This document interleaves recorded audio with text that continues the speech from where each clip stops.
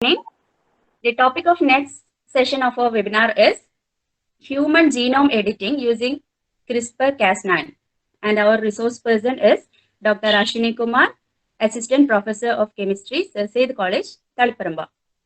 He did his PhD during the year 2010 to 15 at RGCB Trivandrum on the topic Synthesis, Characterization and Biological Evaluation of Novel Nanoparticulate Drug Delivery System for Colon Cancer.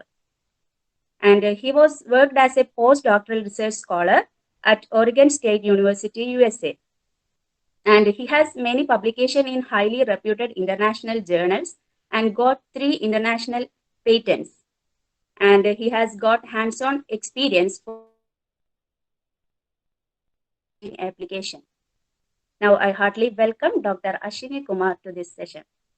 Thank you. Thank you, Shabanu ma'am, for the wonderful introduction.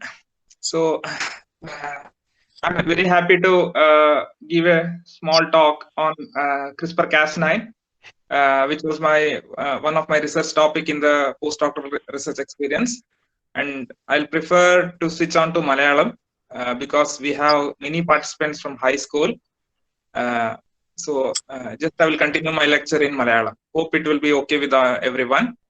And we don't have even participants from outside the state, so I hope Malayalam will be good, I think. So my slides are here.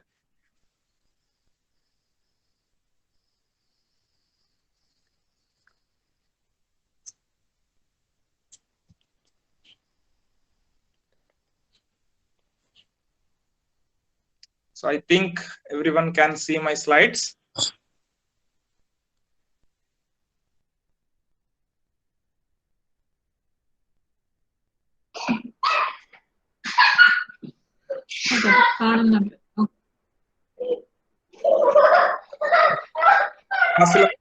Will you please mute your mic?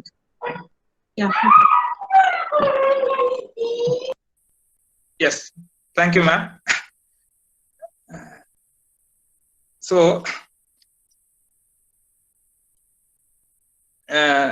എല്ലാവർക്കും അറിയാവുന്ന പോലെ ഇപ്രാവശ്യം chemistry Nobel prize 2 lady സയന്റിസ്റ്റിനാണ് award ചെയ്തിട്ടുള്ളത്. They are professor Emmanuelle Charpentier and professor Jennifer A Doudna. So this Nobel prize, ഈ വർഷത്തെ ഒരു Nobel പ്രൈസിന് അതും കെമിസ്ട്രിയിൽ 1-2 പ്രത്യേകതകളൊക്കെ ഉണ്ട്. അതായത് ഏകദേശം 50 വർഷത്തിന് ശേഷമാണ് കെമിസ്ട്രിയില് കംപ്ലീറ്റ്ലി വിമൻ ഓറിയന്റഡ് ആയിട്ട് പ്രൈസ് പോകുന്നത്. അതായത് ഇതുവരെ പ്രൈസ് ഒന്നെങ്കിൽ ഷെയറിംഗ് ആയിരുന്നു, അല്ലെങ്കിൽ very few women scientist have got the Nobel price in chemistry. So I have the number also which I will go at the end. Second one, ഇത്രയും ചെറിയ കാലയളവിൽ, അതായത് ഒരു ഗവേഷണം നടത്തി ഒരു കാര്യം കണ്ടുപിടിച്ചിട്ട് ഇത്രയും ചെറിയ കാലയളവിൽ നോബൽ സമ്മാനം കിട്ടുന്ന വേറൊരു അന്വേഷണവും അല്ലെങ്കിൽ വേറൊരു കണ്ടുപിടുത്തവും അടുത്ത കാലത്തൊന്നും ഉണ്ടായിട്ടില്ല. സോ ആദ്യമായിട്ട്, അതായത് CRISPR-Cas9 എന്ന ഒരു ടെക്നിക്ക് വെച്ചിട്ട് ഹ്യൂമൻ സെൽസ് എഡിറ്റ് ചെയ്യാം എന്നുള്ള റിസർച്ച് ആർട്ടിക്കിൾ ആദ്യമായിട്ട് പബ്ലിഷ് ചെയ്യുന്നത് 2012-ലാണ്. അപ്പോൾ 8 വർഷത്തിന് ശേഷം തന്നെ, അതായത് within A span of 8 years, അത്രയ്ക്ക് ചെറിയൊരു കാലയളവിൽ തന്നെ ഇതിന്റെ സാധ്യതകളെ പറ്റി ലോകം മനസ്സിലാക്കുകയും ഒരുപാട് കമ്പനീസ് സ്റ്റാർട്ട് ചെയ്യും, കോടിക്കണക്കിന് ഡോളേഴ്സ് ഇൻവെസ്റ്റ് ചെയ്തിട്ട് ഒരുപാട് സ്റ്റാർട്ടപ്പ് കമ്പനീസ് സ്റ്റാർട്ട് ചെയ്യും. അതേപോലെ തന്നെ ഒരുപാട് ഫീൽഡിൽ ഇതിന്റെ ആപ്ലിക്കേഷൻ കണ്ടെത്തുകയും ചെയ്തു. അതാണ് ഈ ഒരു ഫീൽഡിന്റെ ഏറ്റവും വലിയ നോവൽറ്റി. ഇനി എന്താണ് നമ്മൾക്ക് ഈ CRISPR-Cas9 എന്ന് പറഞ്ഞ് പോകുന്നതിനേക്കാൾ മുന്നേ ഈ വർഷത്തെ നോബൽ സമ്മാനത്തെ പറ്റി കുറച്ചും ഡീറ്റെയിൽ ആയിട്ട് നോക്കാം. അപ്പോ ആദ്യമായിട്ട് ഞാൻ ഈ 2 പ്രൊഫസേഴ്സിനെ നിങ്ങൾക്ക് ഇൻട്രൊഡ്യൂസ് ചെയ്യാണ്. Professor Emmanuelle Charpentier and professor Jennifer A Doudna. ഇതിൽ ആദ്യത്തെ ഇമേജിലുള്ളത് പ്രൊഫസർ ഇമ്മാനുവൽ ഷാർപ്പൻറ്റിയർ ആണ്. കർസർ കാണാമെന്ന് വിചാരിക്കുന്നു. ഇവര് ആക്ച്വലി ജർമ്മനിയിൽ ജനിച്ച് ഫ്രാൻസിലാണ് ഇപ്പോ മാക്സ് പ്ലാങ്ക് ഇൻസ്റ്റിറ്റ്യൂട്ടിലാണ് ഇവരിപ്പോ സയന്റിസ്റ്റ് ആയിട്ട് വർക്ക് ചെയ്യുന്നത്. അതേപോലെ തന്നെ പ്രൊഫസർ ജെനിഫർ എ ഡൌഡ്ന അമേരിക്കയിലെ യൂണിവേഴ്സിറ്റി ഓഫ് കാലിഫോർണിയ ബെർക്ക്ലി എന്ന യൂണിവേഴ്സിറ്റിയിലാണ് പ്രൊഫസറായിട്ട് വർക്ക് ചെയ്യുന്നത്. അപ്പൊ ഇവർ രണ്ടുപേരും ചേർന്നിട്ടാണ് ആദ്യമായിട്ട് ഹ്യൂമൻ ജീനോം എഡിറ്റിംഗ് CRISPR-Cas9 വെച്ചിട്ട് ചെയ്യാൻ പറ്റും എന്നുള്ള കാര്യം പബ്ലിഷ് ചെയ്യുന്നത്. അപ്പൊ ഇതാണ് ഈ വർഷത്തെ കെമിസ്ട്രി നോബൽ സമ്മാനം അനൗൺസ് ചെയ്യുന്ന മൂവ്മെന്റ്, ലൈവ് മൂവ്മെന്റ് ആയിട്ട് അത് ക്യാപ്ചർ ചെയ്തതാണ്. അപ്പൊ ഇതില് ഇദ്ദേഹമായിരുന്നു നോബൽ കമ്മിറ്റി ചെയർമാൻ. അദ്ദേഹം പറഞ്ഞത് എന്താണെന്ന് വെച്ചെങ്കിൽ for rewriting the code of life. അങ്ങനെയാണ് ഈ ഒരു കണ്ടുപിടുത്തത്തെ അദ്ദേഹം വിശേഷിപ്പിച്ചത്. കാരണം നമ്മളുടെ ജീവിതത്തെ തന്നെ മാറ്റിമറിക്കാൻ പറ്റുന്ന ഒരു കണ്ടെത്തലാണ് CRISPR-Cas9 വെച്ചിട്ടുള്ള ഹ്യൂമൻ ജീൻ എഡിറ്റിംഗ്. അത്രയ്ക്ക് നോവലായിട്ടാണ്, അത്രയ്ക്കും ഹൈലൈറ്റ് ചെയ്തിട്ടാണ് ഈ ഒരു കണ്ടുപിടുത്തത്തെ അദ്ദേഹം വിശേഷിപ്പിച്ചത്. അപ്പൊ എന്താണ് ജീൻ എഡിറ്റിംഗ് എന്നുള്ള കാര്യം നമ്മൾക്ക് ഒന്ന് നോക്കാം. സോ ജീൻ എഡിറ്റിംഗ് ഇപ്പോ ഇന്ന് തന്നെ രാവിലെ നമ്മൾ മോൾഡേ സെലിബ്രേഷന്റെ ഭാഗമായിട്ട് കുട്ടികളുടെ കയ്യിൽ നിന്ന് നമ്മൾ വീഡിയോസ് ഒക്കെ കളക്ട് ചെയ്തിട്ട് നമ്മുടെ യൂട്യൂബ് ചാനൽ ഇട്ടിട്ടുണ്ട്. അപ്പൊ അതിൽ ചില വീഡിയോസ് ഒക്കെ ഒട്ടുമിക്ക വീഡിയോസ് കണ്ടാലും നിങ്ങൾക്ക് മനസ്സിലാവും. അതായത് വീഡിയോസ് ഒക്കെ നന്നായിട്ട് എഡിറ്റ് ചെയ്ത് ഇടയ്ക്കിടയ്ക്ക് ആവശ്യമുള്ള സ്ലൈഡ്സും അതേപോലെ തന്നെ ഇമേജസ് ഒക്കെ ഇൻക്ലൂഡ് ചെയ്തിട്ടാണ് വീഡിയോസ് ചെയ്തിട്ടുള്ളത്. അപ്പോൾ ഒരു വീഡിയോ തന്നെ നിങ്ങൾക്കറിയാം എത്ര, അതായത് എഡിറ്റിംഗ് നന്നായെങ്കിൽ വീഡിയോ നന്നായി എന്നുള്ളത്. അതേപോലെ തന്നെയാണ് നമ്മുടെ ജീവിതവും. നമ്മുടെ ജീവിതം നന്നാവണമെങ്കിൽ നമ്മുടെ സെൽസിലുള്ള ജീൻ നന്നാവണം. ജീൻ നന്നാവണമെങ്കിൽ ജീനെ നമ്മൾ ആവശ്യമില്ലാത്ത ജീനെ നമ്മൾ എഡിറ്റ് ചെയ്ത് മാറ്റണം. അതേപോലെ തന്നെ ആവശ്യമുള്ള ജീനിന്റെ കോപ്പീസ് അധികമുണ്ടെങ്കിൽ നമ്മൾക്കത് കൂട്ടുകയും വേണം. ഇതാണ് ജീൻ എഡിറ്റിംഗ് എന്നുള്ള ഒരു ടെക്നോളജി കൊണ്ട് ഉദ്ദേശിക്കുന്നത്. അപ്പൊ ഇതില് ഡെഫിനേഷൻ ആയിട്ട് പറഞ്ഞിട്ടുള്ള gene editing is the process of making a tiny controlled change in the DNA of a living being to produce GMO. GMO എന്ന് വെച്ചാൽ ജനറ്റിക്കലി മോഡിഫൈഡ് ഓർഗാനിസം. അതായത് നമ്മൾക്ക് നമ്മുടെ ജീനുകളിലുള്ള ആവശ്യമുള്ള ചേഞ്ച് നമ്മൾക്ക് വരുത്താൻ പറ്റണം. അത് ഒന്നെങ്കിൽ വേണ്ടാത്ത പോർഷനെ കട്ട് ചെയ്ത് മാറ്റുന്നതാവാം, അല്ലെങ്കിൽ ആവശ്യമുള്ള പോർഷന്റെ സ്പേസ് നമ്മൾ കൂട്ടുന്നതാവാം, വേറെ ആപ്ലിക്കേഷൻ ആവാം. പക്ഷെ നമ്മൾക്കത് ആവശ്യമുള്ളത് പോലെ തന്നെ പ്രിസൈസ് ആയിട്ട് വളരെ കൺട്രോൾഡ് ആയിട്ട് നമ്മൾക്ക് ചെയ്യാൻ പറ്റുമെങ്കിൽ ആ പ്രോസസ്സിനെ നമ്മൾക്ക് ജീൻ എഡിറ്റിംഗ് എന്ന് വിളിക്കാവുന്നതാണ്. ഈ ജീൻ എഡിറ്റിംഗ് എന്നുള്ള technique all over the world ഇപ്പൊ യൂസ് ചെയ്യുന്നുണ്ട്. ഈ ഒരു ടെക്നോളജി റെഗുലേറ്റ് ചെയ്യാൻ ഒരുപാട് ഓർഗനൈസേഷൻ ഉണ്ട്. കാരണം ജീൻ എഡിറ്റ് ചെയ്യാന്ന് വെച്ചെങ്കിൽ നമ്മൾക്ക് സൂപ്പർ ഹ്യൂമൻ ബീങ്സിനെ വരെ നമ്മൾക്ക് ഉണ്ടാക്കാൻ പറ്റും. അതായത് ഒരുപാട് കഴിവുള്ള മനുഷ്യന്മാരെ വരെ ഉണ്ടാക്കാൻ പറ്റും. അപ്പൊ നമ്മൾക്ക് ഒരുപാട് എത്തിക്കൽ ഇഷ്യൂസ് ഒക്കെ ഫേസ് ചെയ്യേണ്ടി വരും. അതിന്റെ ഭാഗമായിട്ടുള്ള കുറച്ച് പോയിന്റ്സ് കൂടി ഞാൻ പറയുന്നുണ്ട്. അടുത്ത ഭാഗങ്ങളിൽ ഞാനത് ഡീറ്റെയിൽ ആയിട്ട് പറയാം. അതിനു മുന്നേ എങ്ങനെയാണ് ജീൻ എഡിറ്റിംഗ് വർക്ക് ചെയ്യുന്നത് എന്ന് പറഞ്ഞിട്ട് നമ്മൾക്ക് നോക്കാം. How the gene editing is working in different cells. Okay, so അടുത്ത സ്ലൈഡിലോട്ട് ഞാൻ പോവാണ്. I hope you can see my next slide. How does gene editing work? അപ്പൊ ഇതില് മെയിൻ ആയിട്ട് 5 സ്റ്റെപ്പാണ് നമ്മൾ പറയുന്നത്. We have 5 different steps. അതായത് ആദ്യം നമ്മുടെ സെൽസിൽ, നമ്മുടെ ഓരോ സെൽസിലും എന്തുണ്ടെന്ന് വെച്ചെങ്കിൽ നമ്മുടെ സെൽസിൽ ക്രോമോസോമുകളുണ്ട്. ന്യൂക്ലിയസ് ഉണ്ട്. സെൽസിന്റെ അകത്ത് ന്യൂക്ലിയസ് ഉണ്ട്. ന്യൂക്ലിയസിന്റെ അകത്ത് ക്രോമോസോമുകളുണ്ട്. മനുഷ്യ ശരീരത്തിൽ 46 പെയർസ് ഓഫ് ക്രോമോസോമാണ് ഉള്ളത്.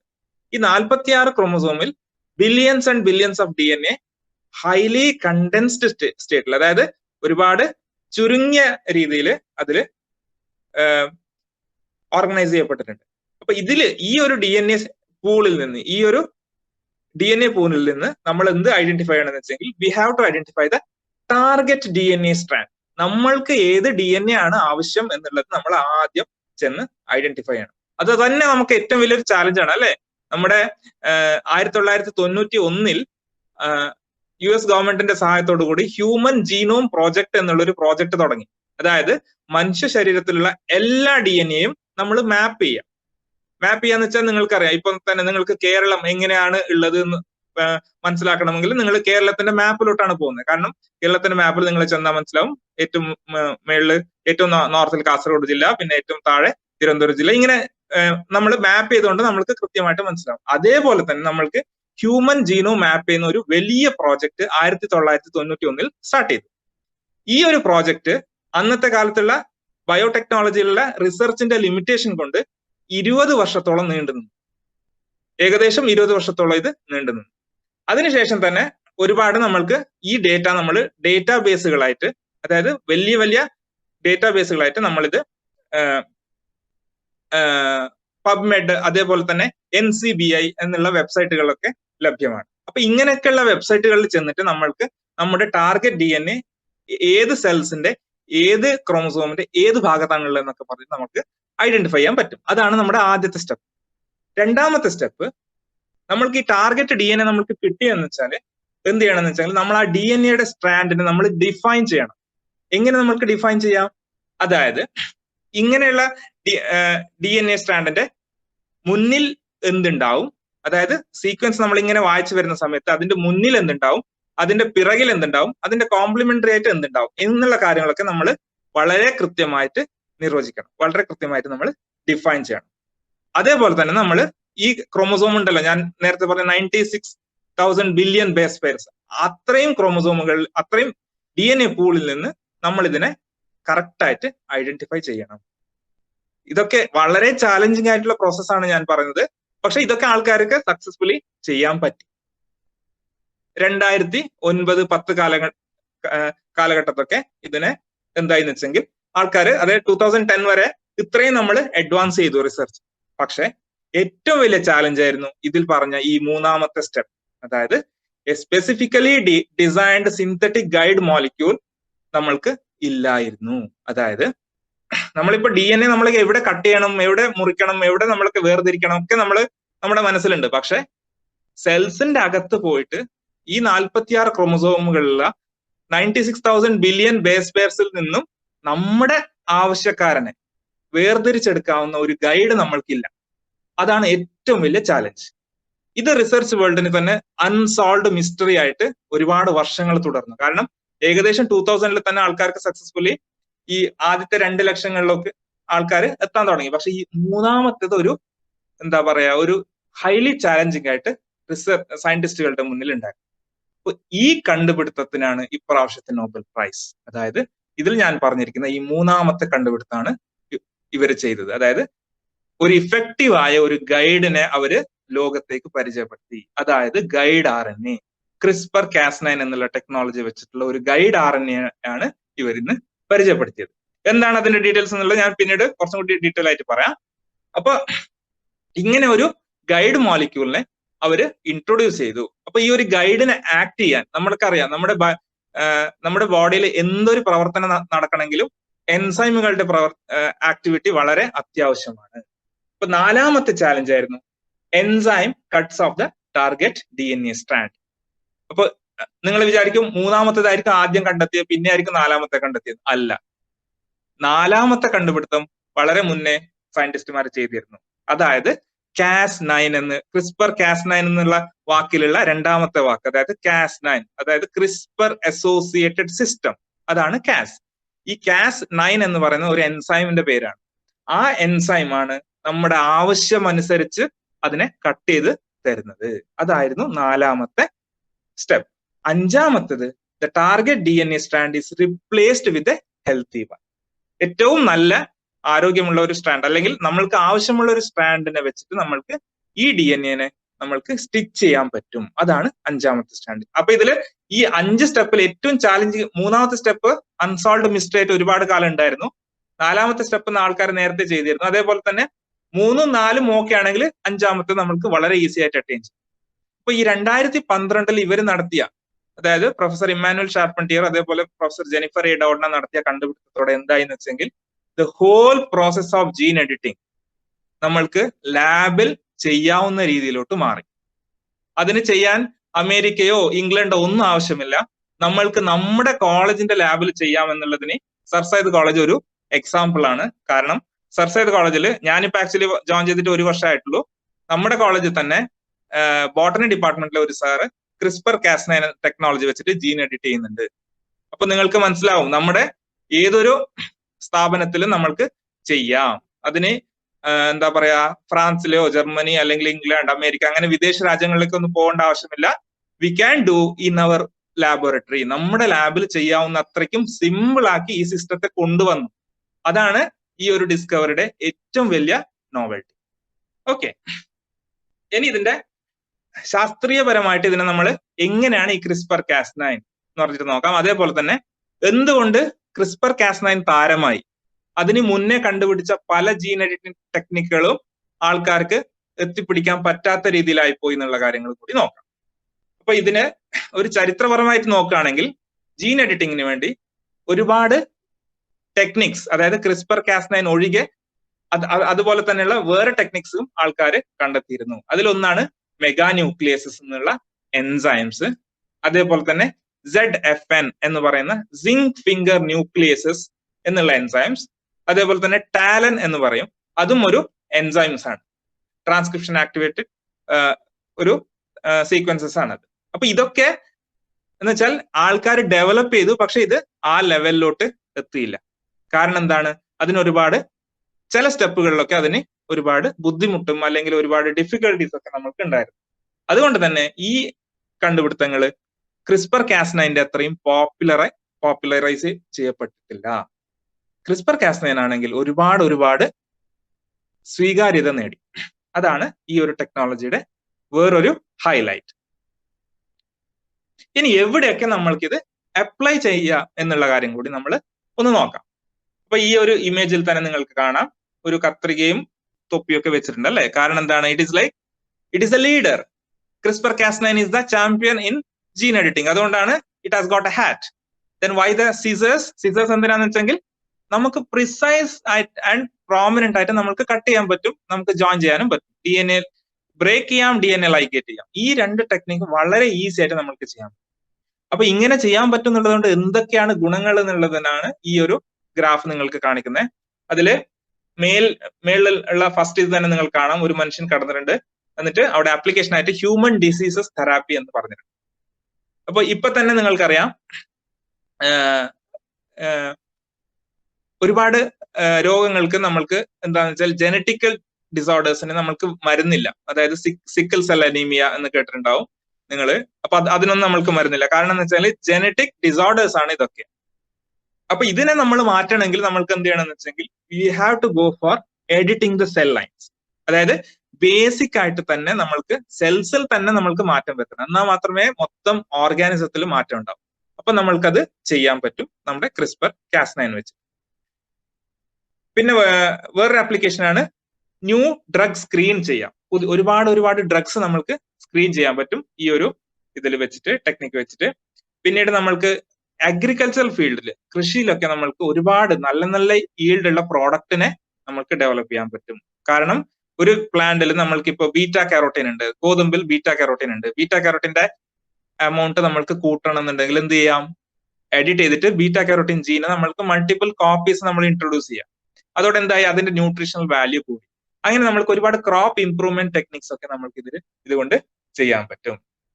പിന്നെ ഇവിടെ വേറെ ഇതും കൂടി പറഞ്ഞിട്ട് ന്യൂക്ലിക് ഇമേജിംഗ് ഡിറ്റക്ഷൻ ആൻഡ് ഡയഗ്നോസിസിന് ഇപ്പൊ തന്നെ നമ്മൾക്കറിയാം COVID-19 എന്നുള്ള രോഗത്തെ നമ്മൾ ഫേസ് ചെയ്തുകൊണ്ടിരിക്കുകയാണ്. ഇതിന്റെ ഡിറ്റക്ഷന് വേണ്ടിയും ക്രിസ്പർ കാസ്9 വഴി നമ്മൾ കിറ്റുകൾ ഡെവലപ്പ് ചെയ്തിട്ടുണ്ട്. PCR ടെക്നിക് അല്ലാതെ ക്രിസ്പർ കാസ്9 വെച്ചിട്ട് നമ്മൾക്ക് വിതിൻ 2 minutes നമ്മൾക്ക് റിസൾട്ട് കിട്ടാവുന്ന രീതിയിലുള്ള കിറ്റുകൾ ഡെവലപ്പ് ചെയ്തിരിക്കുകയാണ്. അതിന്റെ പേറ്റന്റ് ആപ്ലിക്കേഷൻസ് ഒക്കെ പ്രോസസിംഗ് ആയതുകൊണ്ടാണ് ആൾക്കാർക്ക് ലഭ്യമാകുന്നത്.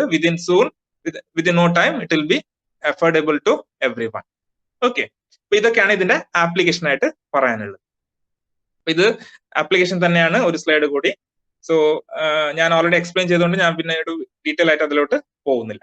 ഇനി എന്താണ് ഈ ക്രിസ്പർ? ഞാൻ കുറെ നേരമായിട്ട് ക്രിസ്പർ കാസ്9 എന്നൊക്കെ പറഞ്ഞുകൊണ്ടിരിക്കുകയാണ്. നിങ്ങൾക്ക് തന്നെ തോന്നുന്നുണ്ടാവും എന്താണ് ഈ സാർ പറയുന്നത് ക്രിസ്പർ എന്ന് പറഞ്ഞു. ക്രിസ്പർ എന്നുള്ള വാക്കിന്റെ ആക്രോണിമാണ്, അതായത് clustered regularly interspaced short palindromic repeats. ഈ വാക്കുകളുടെ എല്ലാം ആദ്യത്തെ ലെറ്റർ ചേർത്തെങ്കിൽ അത് ക്രിസ്പർ ആയി മാറി. Clustered C, regularly R, ഇന്റർസ്പേസ്ഡ് I, short S, palindromic P, repeats R. അപ്പൊ എന്താണ് റിപ്പീറ്റ് ചെയ്യപ്പെടുന്നത് എന്നുള്ളത് നോക്കാം. അതായത് ഇതൊരു ക്രിസ്പർ എന്നുള്ളത് ബാക്ടീരിയകളുടെ DNA സീക്വൻസിൽ കാണപ്പെടുന്ന ഒരു ന്യൂക്ലിക് ആസിഡ് സീക്വൻസുകളാണ്. ഇപ്പോ ഹൈസ്കൂളിലെ കുട്ടികളും നിങ്ങൾ പഠിക്കുന്നുണ്ടാവും. നമ്മുടെ എന്താ പറയാ മെന്റൽ എക്സ്പെരിമെന്റ്, അതേപോലെ തന്നെ DNA സ്ട്രക്ചർ ഒക്കെ നിങ്ങൾ പഠിക്കുന്നുള്ളതുകൊണ്ട് ഞാനിത് എക്സ്പ്ലെയിൻ ചെയ്യാം. അതായത് ബാക്ടീരിയയുടെ ജനറ്റിക് മെറ്റീരിയൽ DNA ആണ്. വൈറസിന്റെ ആണെങ്കിലോ RNA ഉണ്ടാവും, അതേപോലെ തന്നെ DNA ഉണ്ടാവും. അപ്പൊ ഈ ബാക്ടീരിയയുടെ DNA സീക്വൻസുകളിൽ എന്തുണ്ടാവുന്ന വെച്ചെങ്കിൽ ചില സീക്വൻസുകൾക്ക് ഒരു പ്രത്യേകത ഉണ്ടാവും. ആ പ്രത്യേകതയുള്ള സീക്വൻസുകളാണ് ക്രിസ്പർ സീക്വൻസുകൾ. അതില് എങ്ങനെ ഉണ്ടാവും, അതിന്റെ പ്രത്യേകത എന്തൊക്കെയാണെന്ന് വെച്ചെങ്കിൽ they will be occurring as clusters ആയിട്ട് ഉണ്ടാവും. ക്ലസ്റ്റർ എന്നുള്ള വാക്ക് ഇപ്പൊ COVID-19 സ്റ്റാർട്ട് ചെയ്തതിനു ശേഷം നമ്മൾ ഒരുപാട് കേൾക്കുന്നുണ്ട്. ക്ലസ്റ്ററുകൾ ഉണ്ടായി. എന്താണ് ക്ലസ്റ്ററുകൾ ഉണ്ടായെങ്കിൽ ഓരോ മാസ് അല്ലെങ്കിൽ ഓരോ ഗ്രൂപ്പ് ഓഫ് സംതിങ്. അപ്പൊ ഇവിടെയും എങ്ങനെ ഉണ്ടാവും വെച്ചെങ്കിൽ ഈ DNA സീക്വൻസ് ഒറ്റയ്ക്കായിട്ട് ഒരിക്കലും ഉണ്ടാവില്ല. They are occurring in clusters. അതേപോലെ തന്നെ ദേ ആർ റെഗുലർലി ഇന്റർസ്പേസ്. പീരിയോഡിക്കലി അവയ്ക്ക് തമ്മിൽ ഒരു ചെറിയ ഇന്റർസ്പേസ് ഉണ്ടാവും. അതേപോലെ തന്നെ അതിന്റെ ലെങ്ത് എന്നുള്ളത് ഷോർട്ട് ലെങ്ത് ആയിരിക്കും. മോളിക്കുലർ ബയോളജിയിൽ ഷോർട്ട് എന്ന് ഉദ്ദേശിക്കുന്നത് 20 to 30, 30 മുതൽ 40 വരെ ബേസ് പേരുള്ള, അല്ലെങ്കിൽ 20 മുതൽ 40 വരെ ബേസ് പേരുള്ള ഇതാണ് short. And they are palindromic repeats. Palindromic repeats എന്ന് വെച്ചെങ്കിൽ ഒരു സീക്വൻസ് അത് തന്നെ വെച്ച് നമ്മൾ റിപ്പീറ്റ് ചെയ്യുന്നു. ഇപ്പോ എഡനിൻ, ഗ്വാനിൻ, തൈമിൻ, സൈറ്റോസിൻ എന്നുള്ള 4 ബേസ് പെയർസ് ആണല്ലോ DNA കോൺസ്റ്റിറ്റ്യൂഷൻ ആയിട്ട് മെയിൻ വരിക. അപ്പൊ ഇതിൽ ഏതെങ്കിലും ഒരു base pair multiple times repeat ചെയ്യപ്പെടുന്നുണ്ടെന്ന് വെച്ചാൽ അതിനാണ് നമ്മൾ പാലിൻഡ്രോംസ് എന്ന് പറയുന്നത്, പാലിൻഡ്രോമിക് സീക്വൻസ് എന്ന് പറയുന്നത്. അങ്ങനെയുള്ള സീക്വൻസുകളായിട്ടാണ് ബാക്ടീരിയയിൽ ഇത് കാണപ്പെടുന്നത്. അപ്പോൾ സയന്റിസ്റ്റുകൾ തന്നെ കണ്ടെത്തുന്നത് ഈ ബാക്ടീരിയയുടെ ജീനിൽ നിന്നാണ് ക്രിസ്പർ സീക്വൻസുകളെ വേർതിരിച്ചെടുക്കുന്നത്. ആദ്യമായിട്ട് കണ്ടെത്തിയത് ഇതിൽ നിന്നായിരുന്നു. അപ്പൊ എന്തുകൊണ്ട് ഈ ബാക്ടീരിയയിൽ ഇങ്ങനെയുള്ള സ്പെഷ്യൽ സീക്വൻസുകൾ ഒറിജിനേറ്റ് ചെയ്യപ്പെട്ടു എന്നുള്ള കാര്യം കൂടി നമ്മൾ നോക്കാം. അതായത് ബാക്ടീരിയ എന്നുള്ളത് ഒരു പ്രോകാരിയോട്ടിക് ഓർഗാനിസം ആണ്. പ്രോകാരിയോട്സ്, യൂകാരിയോട്സ് എന്നുള്ളത് നിങ്ങൾ +2 പഠിക്കുന്നുണ്ട്. അതായത് പ്രിമിറ്റീവ് സെൽസിനെയാണ് പ്രോകാരിയോട്സ് എന്ന് പറയുന്നത്, അഡ്വാൻസ്ഡ് സെൽസിനെ യൂകാരിയോട്സ് എന്ന് പറയും. അപ്പൊ ബാക്ടീരിയ എന്നുള്ളത് ഒരു പ്രിമിറ്റീവ് സെല്ലാണ്. അപ്പൊ ഈ ബാക്ടീരിയന്റെ സീക്വൻസിൽ ക്രിസ്പർ എന്നുള്ളത് ഒറിജിനേറ്റ് ചെയ്യുന്നത് ഒരു ബാക്ടീരിയോഫേജിന്റെ ഇൻഫെക്ഷൻ കൊണ്ടാണ്. എന്താണ് ഈ ബാക്ടീരിയോഫേജ് എന്നുള്ളത് നിങ്ങൾക്ക് ഈ സ്ലൈഡിൽ കാണാം. ഇവിടെ ഒരു എന്താ പറയാ ഒരു ഹെക്സഗണൽ ഹെഡും പിന്നെ ഒരു ടെയിലൊക്കെ ആയിട്ട് ഒരു എന്താ പറയാ ഒരു സ്പൈഡർമാൻ പോലെ 3 ഇതൊക്കെ വരച്ചിട്ടുണ്ടല്ലോ. ഇത് എന്താണെന്ന് വെച്ചെങ്കിൽ ദേ ആർ നത്തിങ് ബട്ട് ബാക്ടീരിയോഫേജസ് എന്ന് വെച്ചാൽ ബാക്ടീരിയയെ കൊന്ന് തിന്ന് ജീവിക്കുന്ന വൈറസുകൾ. സിമ്പിൾ ആയിട്ട് നമുക്ക് അങ്ങനെ പറയാം. ബാക്ടീരിയയെ അറ്റാക്ക് ചെയ്തിട്ട്, ബാക്ടീരിയയെ ഇൻഫെക്ട് ചെയ്തിട്ട് അവിടെ മൾട്ടിപ്ലൈ ചെയ്ത് ജീവിക്കുന്ന വൈറസുകളാണ് ഈ ചുറ്റുന്ന ഞാൻ കാണിച്ചിരിക്കുന്നത്. ഇവിടെ orange colour, violet colour, this brown colour ഒക്കെ. അപ്പൊ ഇവ എന്ത് ചെയ്യുന്ന വെച്ചെങ്കിൽ ഇതൊരു ബാക്ടീരിയൽ സെല്ലാണ്. ഈ ബാക്ടീരിയൽ സെല്ലിനെ ഇത് ഇൻഫെക്ട് ചെയ്തിട്ട് ഈ ബാക്ടീരിയൽ സെല്ലിനെ ഇത് ഡിസ്ട്രോയ് ചെയ്യും. അപ്പൊ ബാക്ടീരിയ എന്ത് ചെയ്യും? ബാക്ടീരിയ ശക്തമായിട്ട് ഇതിനെ പ്രതിരോധിക്കുന്നത് എങ്ങനെയാണെന്ന് വെച്ചെങ്കിൽ ബൈ ഇമ്മ്യൂൺ മെക്കാനിസത്തിലാണ് അത് പ്രതിരോധിക്കുന്നത്. സോ അങ്ങനെ അത് ഡിഫെൻഡ് ചെയ്യുമ്പോഴേക്കും എന്തുണ്ടാവുന്ന വെച്ചെങ്കിൽ അതിലുള്ള ഈ സ്പെഷ്യൽ RNA സീക്വൻസുകൾ ഉണ്ട്, ക്രിസ്പർ RNA സീക്വൻസസ്. ഇവ എന്ത് ചെയ്യുന്ന വെച്ചെങ്കിൽ ഇവ ഈ ക്രിസ്പർ RNA സീക്വൻസസ് സ്പെസിഫിക് പ്രോട്ടീൻസിനെ ഉണ്ടാക്കിയിട്ട് ആ പ്രോട്ടീൻസ് ആണ് Cas9 പ്രോട്ടീൻസ്. Cas9 എന്ന് ഉദ്ദേശിക്കുന്നത് ക്രിസ്പർ അസോസിയേറ്റഡ് പ്രോട്ടീൻസ്. ആ പ്രോട്ടീൻസ് എന്ത് ചെയ്യുന്ന വെച്ചെങ്കിൽ ബാക്ടീരിയോഫേജിന്റെ ജനറ്റിക് മെറ്റീരിയൽ ഉണ്ടല്ലോ അതിനെ നശിപ്പിക്കും. അതിനെ കട്ട് ചെയ്ത് പീസ് ആക്കി കളയും. അതോടെ എന്തായെന്ന് വെച്ചെങ്കിൽ ബാക്ടീരിയ സെല്ലിന്റെ അകത്ത് ഒരിക്കലും ഈ ബാക്ടീരിയോഫേജ് എന്നുള്ള വൈറസിന് മൾട്ടിപ്ലൈ ചെയ്യാൻ പറ്റില്ല. ഇതൊരു സാധാരണ ഫിനോമിനാണ്. ഇത് ഈ നോബൽ പ്രൈസ് കണ്ടുപിടിച്ചപ്പോ ആക്ച്വലി ആയിട്ട് നടക്കുന്ന ഫിനോമിന ഒന്നുമല്ല. വർഷങ്ങളായിട്ട് എത്രയോ ബില്യൺസ് ഓഫ് ഇയേഴ്സ് ആയിട്ട് നടക്കുന്ന ഒരു ഫിനോമിനാണ്. ഈ ഒരു ഫിനോമിന നമ്മൾക്ക് എങ്ങനെ, അതായത് മനുഷ്യർക്ക് എങ്ങനെ ഇതിനെ ഗുണകരമാക്കി മാറ്റാം എന്നുള്ള ചിന്തയാണ് ഒരു സാധാരണക്കാരനെയും ഒരു ശാസ്ത്രജ്ഞനെയും വ്യത്യസ്തരാക്കുന്നത്. അതായത് ഒരു ശാസ്ത്രജ്ഞൻ എങ്ങനെ ആലോചിക്കുന്ന വെച്ചെങ്കിൽ ഇതിനെ കണ്ടു, ഈ ഒരു മെക്കാനിസത്തിനെ പഠിച്ചു. അപ്പൊ അദ്ദേഹം വിചാരിക്കും എന്തുകൊണ്ട് ഈ ക്രിസ്പർ RNA വൈറൽ ജനറ്റിക് മെറ്റീരിയലിനെ വളരെ വൃത്തിയായിട്ട് കട്ട് ചെയ്ത് പീസ് ചെയ്ത് പോകുന്നുണ്ട്. അപ്പൊ അങ്ങനെ നോക്കി, അങ്ങനെ ഒരു ഗവേഷണ ബുദ്ധിയോടെ ഈ ഒരു പ്രോബ്ലത്തെ സമീപിച്ചാൽ നമുക്ക് എന്ത് കാണാൻ പറ്റുന്ന വെച്ചെങ്കിൽ ഈ ഒരു RNA അതായത് ഈ ബാക്ടീരിയോഫേജ് ഉണ്ടാക്കുന്ന RNA എന്തോ ഒരു സ്പെഷ്യാലിറ്റി ഉണ്ട്. So that it can specifically cut the sequences of viral DNA അല്ലെങ്കിൽ വൈറൽ RNA. അപ്പൊ എന്താണ് ആ പ്രത്യേകത എന്ന് വെച്ചെങ്കിൽ അത് coding for this Cas9 proteins ആണ്. അതേപോലെ തന്നെ specifically identifying the locus. Okay, CRISPR ലോക്കസിനെ ഐഡന്റിഫൈ ചെയ്തിട്ട് അതിനെ ബ്രേക്ക് ചെയ്യുന്നതാണ്. അപ്പൊ ഈ ഒരു ഫെനോമിനൻ നടന്നതിന് ശേഷം എന്തുണ്ടായെന്ന് വെച്ചെങ്കിൽ ഒരു ഇവിടെ കാണാം, ഇവിടെ ഒരു പിങ്ക് ആയിട്ടുള്ള ഒരു വൈറസ് വയലറ്റ് കളറുള്ള ബാക്ടീരിയ ഫേജ് ഉള്ളത്. അതേപോലെ തന്നെ ഈ ബാക്ടീരിയ വന്നോടെ ഇവിടെ എന്താണ് വയലറ്റ് കളറുള്ള ജീനാണ് ആക്ടിവേറ്റ് ആവുന്നത്. ഇനിയിപ്പോ ഇവിടെ നിന്ന് ഈ ഒരു കളറുള്ള ബാക്ടീരിയ ഫേജ് വരുന്നത്, ഇതൊക്കെ വേറെ വേറെ ടൈപ്പ് ഓഫ് ബാക്ടീരിയ ഫേജ് ആണ്. ഇത് വന്നു വെച്ചെങ്കിൽ ഓബ്വിയസ്ലി ഈ ഒരു റീജിയനിലുള്ള സീക്വൻസ് ആയിരിക്കും ആക്ട് ചെയ്യപ്പെടുക. മനസ്സിലായില്ലേ? ഇത് ആക്ട് ചെയ്തിട്ട് അവിടെ അതിന്റെ സ്പെസിഫിക് ആയിട്ടുള്ള ക്രിസ്പർ RNA ഉണ്ടാവും. അങ്ങനെ അപ്പൊ ഒരു ഇമ്മ്യൂണോളജിക്കൽ മെമ്മറി വരെ ഇതിനുണ്ട് എന്നുള്ളത് മനസ്സിലായി. ഇപ്പൊ തന്നെ നമ്മൾക്കറിയാം, നമ്മൾക്ക് ചിക്കൻ പോക്സ് വന്നു എന്ന് വിചാരിക്കും. ചിക്കൻ പോക്സ് വന്നെങ്കിൽ നമ്മൾക്ക് ലൈഫ് ടൈമിന് നമ്മൾ സേഫ് ആയി. ഒരു വർഷം ചിക്കൻ പോക്സ് വന്നു, അടുത്ത വർഷം ഫ്രണ്ടിന് വന്നു വെച്ചാൽ നമ്മൾ ഒരു പേടിയില്ലാതെ നമുക്ക് അവന്റെ അടുത്ത് പോയിട്ട് ഇരിക്കാം, അവന്റെ കൂടെ ഭക്ഷണം കഴിക്കാം. കാരണം എന്താണ്? നമ്മൾക്ക് ചിക്കൻ പോക്സ് വരില്ല. കാരണം നമ്മുടെ ദേഹത്ത് ചിക്കൻ പോക്സിന്റെ ആന്റിബോഡീസ് ഡെവലപ്പ് ആയിട്ടുണ്ട്, ഇമ്മ്യൂണിറ്റി ഡെവലപ്പ് ആയിട്ടുണ്ട്. അതേപോലെ തന്നെ ഈ ബാക്ടീരിയ ഫേജ്, ഈ ബാക്ടീരിയൽ സെല്ലിന് ഒരു കളറുള്ള ബാക്ടീരിയ ഫേജ് വന്ന് ഇൻഫെക്ട് ചെയ്തെങ്കിൽ അതിന്റെ ഈ മെമ്മറി എന്നത്തേക്കുമായിട്ടുണ്ടാവും. അതേപോലെ തന്നെ രണ്ടാമത്തെ ആൾ വന്നെങ്കിലും എന്നും അതിന്റെ ഇമ്മ്യൂണോളജിക്കൽ മെമ്മറി ഉണ്ടാവും. ഇങ്ങനെ തന്നെ ഇമ്മ്യൂണോളജിക്കൽ മെമ്മറി എന്നുള്ള കാര്യം നമ്മൾക്ക് ഒരുപാട് കാലം നിലനിൽക്കും. സോ ദാറ്റ് എന്താണ് അതിന്റെ ഗുണം? അപ്പോൾ അടുത്ത പ്രാവശ്യം ബാക്ടീരിയക്ക് വളരെ പെട്ടെന്ന് തന്നെ ഈ ബാക്ടീരിയ ഫേജിനെ നശിപ്പിക്കാൻ പറ്റും.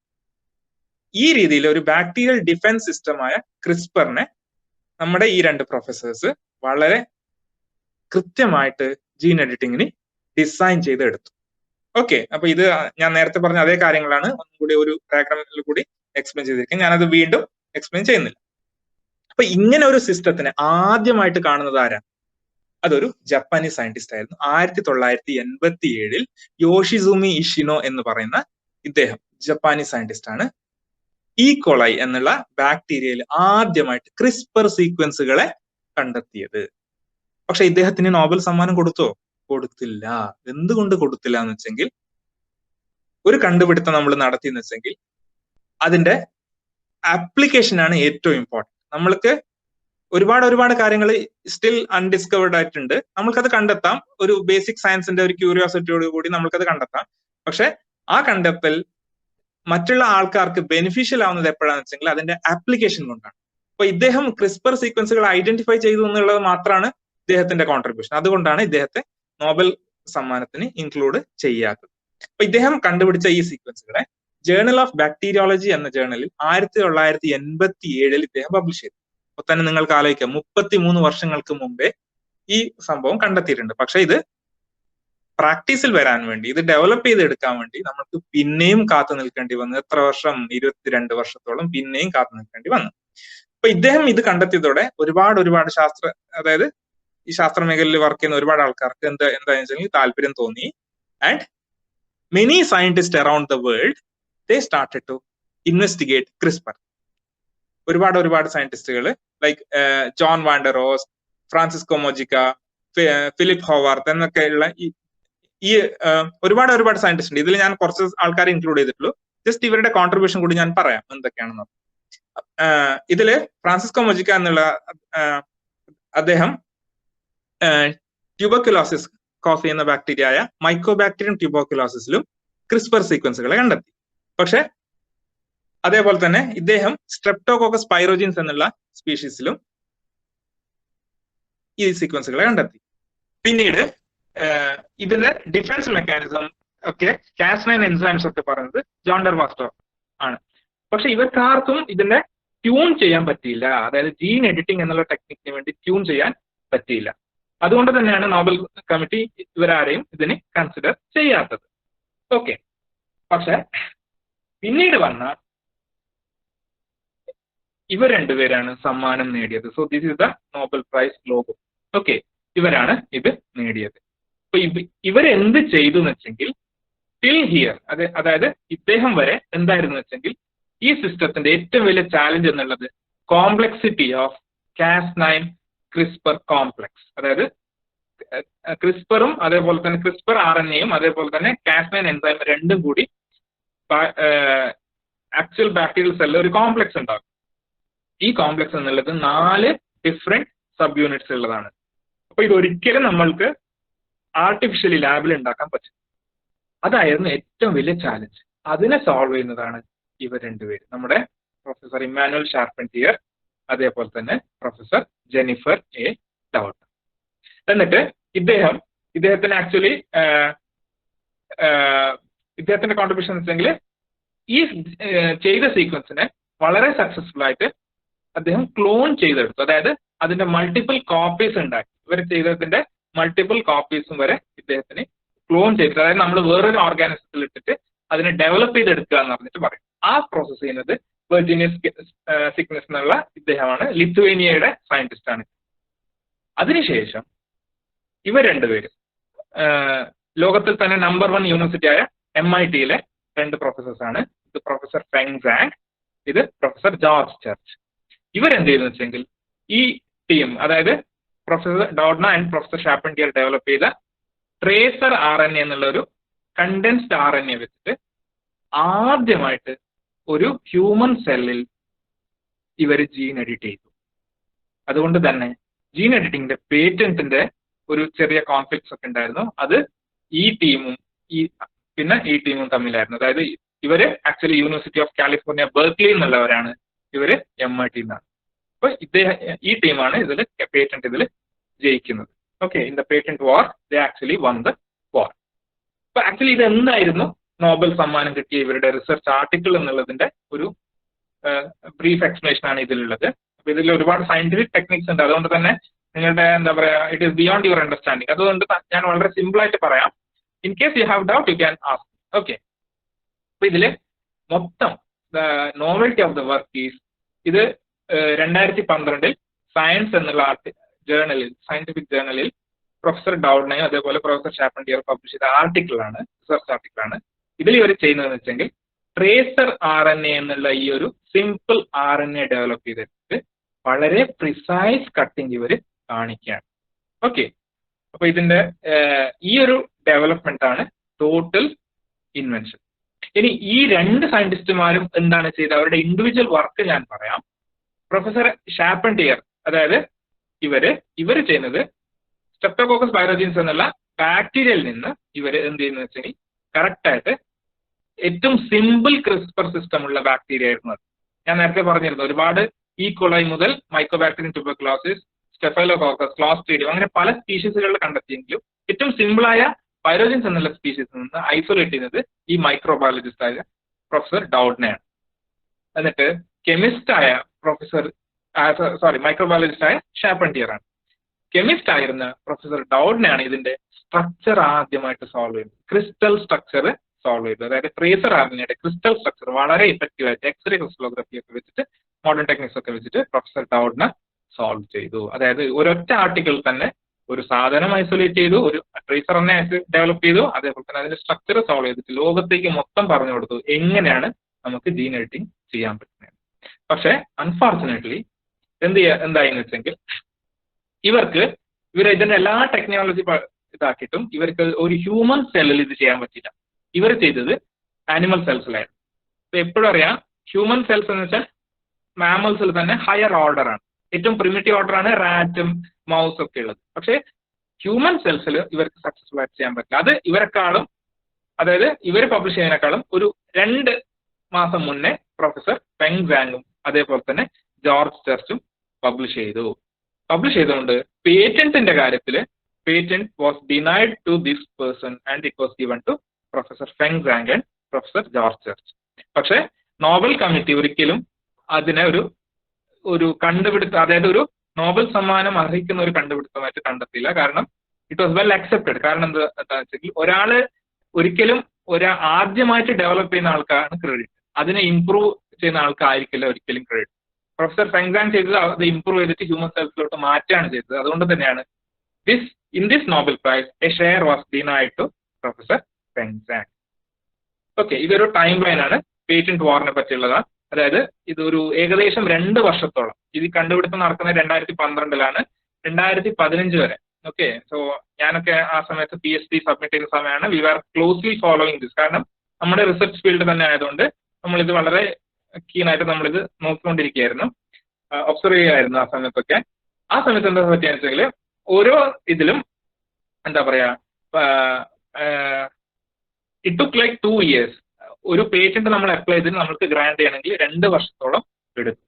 അപ്പൊ ഇതില് ഈ ഒരു ലീഗൽ ഇഷ്യൂസ് വന്നതുകൊണ്ട് മാത്രമാണ്, അതായത് എവിഡൻസ് കാണിക്കാൻ പറ്റിയത് പ്രൊഫസർ ഫെങ് സാങ്ങിന് ആയതുകൊണ്ട് അദ്ദേഹത്തിനാണ് പേറ്റന്റ് പോയത്. പക്ഷെ ഓൾ ദ ക്രെഡിറ്റ്, ഇതിന്റെ ആക്ച്വൽ ക്രെഡിറ്റ് മൊത്തം പ്രൊഫസർ ഷാർപ്പൻറ്റിയർ ആൻഡ് പ്രൊഫസർ ഗൗഡ്നർ. കാരണം അത് സോൾവ് ചെയ്തിട്ട്, അതായത് ട്രേസർ ആർനെ എന്നുള്ള ഒരു ആർനെ ഡെവലപ്പ് ചെയ്തിട്ട് ഇഫക്റ്റ് അതിന്റെ സ്ട്രക്ചർ സ്റ്റഡി ചെയ്തിട്ട് ലോകത്തിന് മൊത്തം പറഞ്ഞു കൊടുത്തത് ഈ രണ്ട് ടീം ആയതുകൊണ്ട് obviously the whole credit should be retained to these two persons. അതുകൊണ്ട് തന്നെയാണ് ഇപ്രാവശ്യത്തെ നോബൽ പ്രൈസ് അനൗൺസ് ചെയ്യുന്നതോടെ the scientific community was well accepted to this. പക്ഷേ ഒരു 100 വർഷങ്ങൾക്ക് മുന്നേ ഇങ്ങനെയൊന്നും ആയിരുന്നില്ല. There was a high gender bias among the scientific community. ഇനി ക്രിസ്പർ എന്നുള്ളതിന്റെ ബിസിനസ് ആസ്പെക്ട് അല്ലെങ്കിൽ അതിന്റെ മാർക്കറ്റ് വാല്യൂ എന്താണെന്ന് കൂടി ഞാൻ പറയാം. നിങ്ങൾക്ക് ഇത് ഈ ഒരു ഗ്രാഫിൽ കാണാം. 2013 അപ്ലൈ ചെയ്ത പേറ്റൻസ് ഓൾമോസ്റ്റ് ലെസ് ദാൻ 50 ആണ്. ഒരൊറ്റ വർഷം കൊണ്ട് 300 വരെ എത്തി. Do you know what is the number now? It is more than 3000. അതേപോലെ തന്നെ ഇതിന്റെ ഫണ്ടിങ്, ഈ ഒരു ക്രിസ്പർ എന്നുള്ള ഫീൽഡിൽ വർക്ക് ചെയ്യുന്ന കമ്പനികളുടെ ആസ്തി അല്ലെങ്കിൽ അവ എത്രയാണ് ടേൺ ഓവർ എന്നുള്ളത് നിങ്ങൾക്ക് കാണാം. ഒരൊറ്റ വർഷം കൊണ്ട് പേറ്റന്റ് ഗ്രാന്റ് ചെയ്ത ഒരൊറ്റ വർഷം കൊണ്ട് എഡിറ്റാസ് എന്നുള്ള കമ്പനി ഗെയിൻ ചെയ്തത് $163 million ആണ്. അതേപോലെ ക്രിസ്പർ തെറാപ്യൂട്ടിക്സ് എന്നുള്ള ബോസ്റ്റണിലുള്ള company which was owned by അവർ professor Feng Zhang, it was also in the front running candidate with $162 million. ഇത് ഒരു ഒറ്റ വർഷത്തിന്റെ കണക്കാണ്. ഇപ്പൊ ഇത് it is like more than billions of dollars ആണ് ഇത് ഇവരുടെ ഈ ഒരു ഇൻവെസ്റ്റ്മെന്റ്. കാരണം എന്താണെന്ന് വെച്ചാൽ the field is really hot. അപ്പൊ ഒരൊറ്റ കണ്ടുപിടുത്തം ഇത്രയ്ക്കും വലിയൊരു എന്താ പറയാ ബിസിനസ് ബൂം ഉണ്ടാക്കുന്ന വെച്ചെങ്കിൽ അതിന്റെ ആപ്ലിക്കേഷൻ എന്തായിരിക്കും എന്ന് നിങ്ങൾക്ക് ഊഹിക്കാൻ പറ്റും. പക്ഷെ ഇതൊന്നും ഇതിന്റെ ഈ ഒരു സാമ്പത്തികമായ ബെനിഫിറ്റ്സ് ഒന്നും ആഗ്രഹിച്ചവരല്ല നമ്മുടെ ഈ പ്രാവശ്യത്തെ നോബൽ സമ്മാനം കിട്ടിയ രണ്ട് സയന്റിസ്റ്റ്മാർ. അതുകൊണ്ട് തന്നെ they were like not bothered about the patents. മനസ്സിലായില്ലേ? അതുകൊണ്ട് തന്നെ അവർ ഒരുപാട് ലീഗൽ ഫൈറ്റിനൊന്നും നിന്നില്ല. അവർ പിന്നീടും പോവുകയാണെങ്കിൽ ഉറപ്പായിട്ടും അവർക്ക് തന്നെ ചിലപ്പോൾ പേറ്റന്റ് ഗ്രാന്റ് ചെയ്ത് കിട്ടിയേനെ. അപ്പോൾ എപ്പോഴും നമ്മുടെ എന്താ പറയാ science should be always to the benefit of human beings. അത് കാണിച്ചു തന്ന രണ്ട് മഹത് വ്യക്തികളാണ്, മഹത് സ്ത്രീകളാണ് ഈ രണ്ട് സയന്റിസ്റ്റുമാർ. So they actually deserve the prize, they actually deserve the Nobel prize. ഇനി ഇതിലൊരു ഇൻവെസ്റ്റ്മെന്റ് കൂടിയുണ്ട്, അതായത് in terms of millions of dollar, അതായത് expected investment in CRISPR field 2020 $4,000 million ആണ് ഇതിൽ ഇൻവെസ്റ്റ് ചെയ്യപ്പെട്ടിട്ടുള്ളത്. Within 5 years it is expected to reach $6,000 million. അപ്പൊ തന്നെ you can imagine how hot cake it is. എത്ര ഒരു ഹോട്ട് റിസർച്ച് ഫീൽഡാണ് CRISPR Cas9 എന്നുള്ള ഈ ഒരു റിസർച്ച് ഏരിയ എന്നുള്ളത്. ഓക്കെ, ഇനി ഇതിന്റെ എന്താ പറയാ ബാക്കിയുള്ള ഡീറ്റെയിൽസ് ആണ് ഇത്. അതായത് ഇൻ ഫ്യൂച്ചർ എന്തൊക്കെയാണെന്നുള്ളത് just I'm skipping this. ഇനി ഇതിനെ പറ്റിയുള്ള ഒരു സ്കാൻഡൽ കൂടി ഞാൻ പറയാം. ഒരു വലിയൊരു വിവാദം കഴിഞ്ഞ 2 വർഷങ്ങളായിട്ട് നടക്കുകയാണ് ക്രിസ്പറിനെ പറ്റി. That is especially China. എന്താണെന്ന് വെച്ചെങ്കിൽ CRISPR baby scandal on human genome editing. എന്തായിരുന്നു ഇതെന്ന് വെച്ചെങ്കിൽ ഒരു ചൈനീസ് സയന്റിസ്റ്റ് ഹി ജിയാൻകോയ് എന്നുള്ള ഒരു Chinese scientist, he actually presented his research data in October 2018. 2018 ഒക്ടോബറിൽ അദ്ദേഹം ഒരു റിസർച്ച് മീറ്റിംഗ്, അതായത് second international summit on human genome editing എന്നുള്ള ഒരു ഇന്റർനാഷണൽ കോൺഫറൻസിൽ അതിന്റെ ചെയർമാൻ നമ്മുടെ പ്രൊഫസർ ജെനിഫർ എ ഡൗട്ടൺ ആയിരുന്നു, നോബൽ സമ്മാനം കിട്ടിയ. ആ ഇതിൽ വെച്ചിട്ട് ആദ്യമായിട്ട് ഞാനൊരു മനുഷ്യ കുട്ടിയിൽ വളരെ സക്സസ്ഫുൾ ആയിട്ട്, അതായത് ഒരു ഇൻ ട്വിൻസ് 2 ട്വിൻസിൽ ഞാൻ ജീൻ എഡിറ്റ് ചെയ്തു എന്ന് പറഞ്ഞിട്ട് ഇദ്ദേഹം ക്ലെയിം ചെയ്തു. അതൊരു സയന്റിഫിക് കമ്മ്യൂണിറ്റിക്ക് തന്നെ ഒരു വലിയൊരു ഷോക്കായി. കാരണം എന്താണെന്ന് വെച്ചെങ്കിൽ ഒരിക്കലും ഒരു ഹ്യൂമൻ എംബ്രിയോയിൽ ജീൻ എഡിറ്റ് ചെയ്യാൻ പെർമിഷൻ എത്തിക്കൽ കമ്മിറ്റി, ഒരൊറ്റ രാജ്യത്തെ എത്തിക്കൽ കമ്മിറ്റി പോലും പെർമിഷൻ കൊടുത്തിട്ടില്ല. പക്ഷെ ഇദ്ദേഹം വളരെ രഹസ്യമായിട്ട് അത് ചെയ്തു. അദ്ദേഹം പറഞ്ഞത് എന്താണെന്ന് വെച്ചെങ്കിൽ അദ്ദേഹത്തിന്റെ കണ്ടുപിടുത്തം ഞാൻ ജസ്റ്റ് ആദ്യം ബ്രീഫ് ചെയ്യാം. അതായത് before he was A student in Stanford university. Stanford യൂണിവേഴ്സിറ്റിയിൽ റിസർച്ച് ഒക്കെ ചെയ്തിട്ട് അദ്ദേഹം ചൈനയിൽ തിരിച്ചെത്തിയിട്ട് അവിടെ പ്രൊഫസറായി അസിസ്റ്റന്റ് പ്രൊഫസറായിട്ട് വർക്ക് ചെയ്യായിരുന്നു. ആ സമയത്ത് one married couple approach the scientist saying that അതിൽ the male was infected with HIV, AIDS infected ആയിരുന്ന ഒരു മെയിൻ പേഷ്യന്റ്. അദ്ദേഹത്തിന്റെ ഭാര്യ കൂടി പ്രൊഫസർ ജിയാൻകുയെ സമീപിച്ചു. എന്നിട്ട് they wanted to have babies which were free of HIV. അതായത് ഈ കപ്പിൾസിന് കുട്ടികൾ വേണം, പക്ഷെ കുട്ടികൾക്ക് HIV ഉണ്ടാവാൻ പാടില്ല. അതേപോലെ തന്നെ HIV ലൈഫ് ടൈം റെസിസ്റ്റൻസ് കൂടി വേണം. What this person did was he went for IVF, in vitro fertilization എന്ന് പറയുന്ന ടെസ്റ്റ് ട്യൂബ് ബേബീസ് നിങ്ങൾ കേട്ടിട്ടുണ്ടാവല്ലോ, ആ ഒരു ടെക്നിക്കിൽ പോയി. എന്നിട്ട് he got the embryo, first embryo he got it. Once he got the embryo, he edited the embryo with the gene called CCR delta 32 എന്നുള്ള gene ആയിട്ട് ഇദ്ദേഹം എഡിറ്റ് ചെയ്തു. കാരണം ഈ ഒരു ജീൻ എന്നുള്ളത് HIV ലൈഫ് ടൈം ഇമ്മ്യൂണിറ്റി തരുന്ന ഒരു ജീനാണ്. And he actually after editing the embryo edit ചെയ്തിട്ട് the embryo was replanted to mother's womb. അതായത് വീണ്ടും അത് ഇൻവിട്രോ ഫെർട്ടിലൈസേഷൻ അങ്ങനെയാണല്ലോ ചെയ്യുന്നത്. നമ്മൾ സ്പേം ആൻഡ് എഗ് ആദ്യം ഐസൊലേറ്റ് ചെയ്യുന്നു, എന്നിട്ട് നമ്മൾ എന്ത് ചെയ്യുന്ന വെച്ചാൽ we are developing the embryo, we are fertilising in the laboratory condition, then the fertilised embryo or the zygote was replanted. അതിനുശേഷം after 10 months the mother successfully gave birth to 2 children which were girls, and he gave the hypothetical name Lulu and Nana എന്ന് പറഞ്ഞിട്ട് വിളിച്ചു.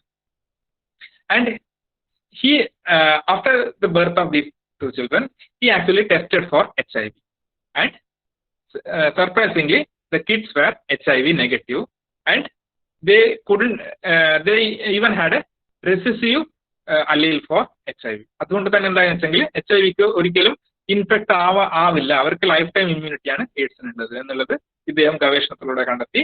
And he presented the data in this meeting. ഏതാണ്? Second international summit of human genome editing. ഇത് it shook the world, മൊത്തം ലോകത്തെ തന്നെ ഇതൊരു ഷോക്കായിരുന്നു. Okay, കാരണം ഒരു എത്തിക്കൽ കമ്മിറ്റിയുടെ പെർമിഷൻ ഇല്ലാതെ ഹ്യൂമൻ ജീനോമിൽ നമുക്ക് എന്തും ചെയ്യാന്ന് വെച്ചെങ്കിൽ it actually creates lot of problem, right? കാരണം എന്താ, ഓരോ രാജ്യത്തിനും അവർക്ക് ഇഷ്ടമുള്ള പോലെ ജീൻ എഡിറ്റ് ചെയ്ത് സൂപ്പർ ഹ്യൂമൻ ബീങ്സ് അല്ലെങ്കിൽ എങ്ങനെയുള്ള ഡിസൈനർ ബേബീസിനൊക്കെ അവർക്ക് ഉണ്ടാക്കാൻ പറ്റും. To prevent that, Chinese government filed a case against this person, and last year December 31st, 2019 he was sent to jail and he got punished with the huge amount of fine. ഒരുപാട് പിഴ അടക്കേണ്ടി വന്നു. Okay, so this actually reminds the one important message. എന്താണെന്ന് വെച്ചെങ്കിൽ നമ്മൾക്ക് ചെയ്യാം, അതായത് gene edit ചെയ്യാന്നുണ്ടെങ്കിൽ that doesn't give us the permission to do anything we want. നമ്മൾക്ക് ഏതൊരു റിസർച്ച് ചെയ്യുന്നതിനേക്കാളും മുന്നേ അതൊരു പ്രോപ്പർ ആയിട്ട് ഗവർണിംഗ് ബോഡി അല്ലെങ്കിൽ എത്തിക്കൽ കമ്മിറ്റിയുടെ മുന്നിൽ പ്രസന്റ് ചെയ്തിട്ട് നമ്മൾ അതിന് അപ്രൂവൽ വാങ്ങിയിരിക്കണം എന്നുള്ളത് വളരെ നിർബന്ധമാണ്. Okay, so that was the scandal about Lulu and Nana. Okay, അപ്പൊ ഈ ക്രിസ്പറിന്റെ വേറൊരു സാധ്യത എന്താണെന്ന് വെച്ചെങ്കിൽ ഡിസൈനർ ബേബീസിനെ ഡെവലപ്പ് ചെയ്യുക എന്നുള്ളതാണ്. But always it is not advised and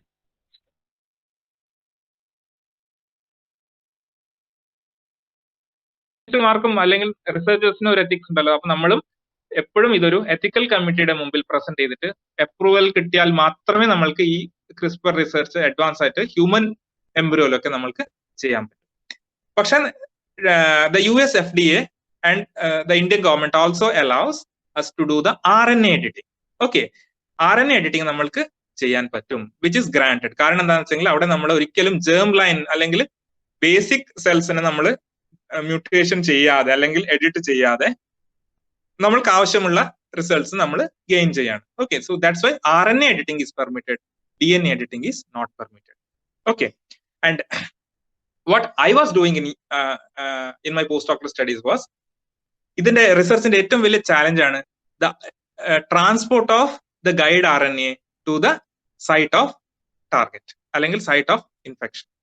എവിടെയാണുള്ളത് അവിടത്തേക്ക് RNA കൊണ്ടുപോവുക എന്നുള്ളത് ഏറ്റവും വലിയ ചാലഞ്ചാണ്. സോ അതിനുവേണ്ടി my expertise was in the engineering lipid nano particles for the RNA delivery. Gene ഡെലിവറിക്ക് വേണ്ടിയുള്ള ലിപ്പിഡ് നാനോ പാർട്ടിക്കിൾസ് ഡെവലപ്പ് ചെയ്യുക എന്നുള്ളതായിരുന്നു എന്റെ research. And we are even successful to develop so many formulation, lipid nanoparticle formulation to transport this RNA, this messenger RNA, and we even tried with the tracer RNA. അതായിരുന്നു നമ്മുടെ research project. RNA editing is permitted, whereas DNA editing is not permitted. Okay, so that's about CRISPR. Now let us see a I'm entering into the last part of my presentation. അതായത് ഇതൊരു ചെറിയൊരു കണക്കാണ്. എന്താണെന്ന് വെച്ചെങ്കിൽ കഴിഞ്ഞ 120 വർഷങ്ങളായിട്ട് എത്ര സ്ത്രീകൾക്ക് നോബൽ സമ്മാനം കിട്ടി എന്നുള്ളതിന്റെ ഒരു ഗ്രാഫാണ്. ഓരോ 20 വർഷത്തിനും ഇവിടെ നമ്പേഴ്സ് കൊടുത്തിട്ടുണ്ട്, അതേപോലെ തന്നെ വർഷങ്ങളും കാണിച്ചിട്ടുണ്ട്. ഇതൊരു സ്റ്റാറ്റിസ്റ്റിക്സ് ആണ് ഞാൻ നിങ്ങളുടെ മുന്നിൽ പ്രസന്റ് ചെയ്യുന്നത്. ആദ്യത്തെ 20 വർഷത്തിൽ നിങ്ങൾ കാണാം 4. ഓക്കെ, ഈ 4-ൽ ഒരു കാര്യം നിങ്ങൾ മനസ്സിലാക്കണം. അവർ great chemist, great scientist in chemistry professor Marie Curie was included. Marie Curie was awarded twice. അപ്പൊ തന്നെ നിങ്ങൾക്ക് മനസ്സിലായി ഇതില് ഈ കണക്കിൽ 4-ൽ 2 പ്രൈസും മേരി ക്യൂരിക്കായിരുന്നു, ബാക്കി 2 മാത്രമാണ് വേറെ ആൾക്കാർക്കുള്ളത്. ഇവിടെ 5 ആയി, ഇവിടെ 3 ആയിരുന്നു. 61 മുതൽ 80 വരെ 7 ആയിരുന്നു, ഇവിടെ 11 ആയിരുന്നു, ഇവിടെയാണ് 28 ആയത്. That shows the high gender bias existing in the field. സയൻസിന്റെ ഫീൽഡിൽ ഏറ്റവും കൂടുതലുള്ളത് ജെൻഡർ ബയാസ് ആണ്. അതായത് women are prevented from entering this arena, topmost arena, right? Why it is so? ഇപ്പൊ തന്നെ നിങ്ങൾക്കറിയാം, നിങ്ങളുടെ സ്കൂളിൽ, അതായത് even in many institutions we see that if you count the number of students, especially for undergraduate students, BSc അതേപോലെ തന്നെയുള്ള മറ്റു കോഴ്സുകളിലൊക്കെ നോക്കിയെങ്കിൽ പെൺകുട്ടികൾ തന്നെയാണ് കൂടുതൽ. പക്ഷെ they are not going for higher education. In our competition also, ഇന്ന് നമ്മൾ നടത്തുന്ന കോമ്പറ്റീഷൻ വരെ നിങ്ങൾ നോക്കിയാൽ മനസ്സിലാവും, more entries are from girls.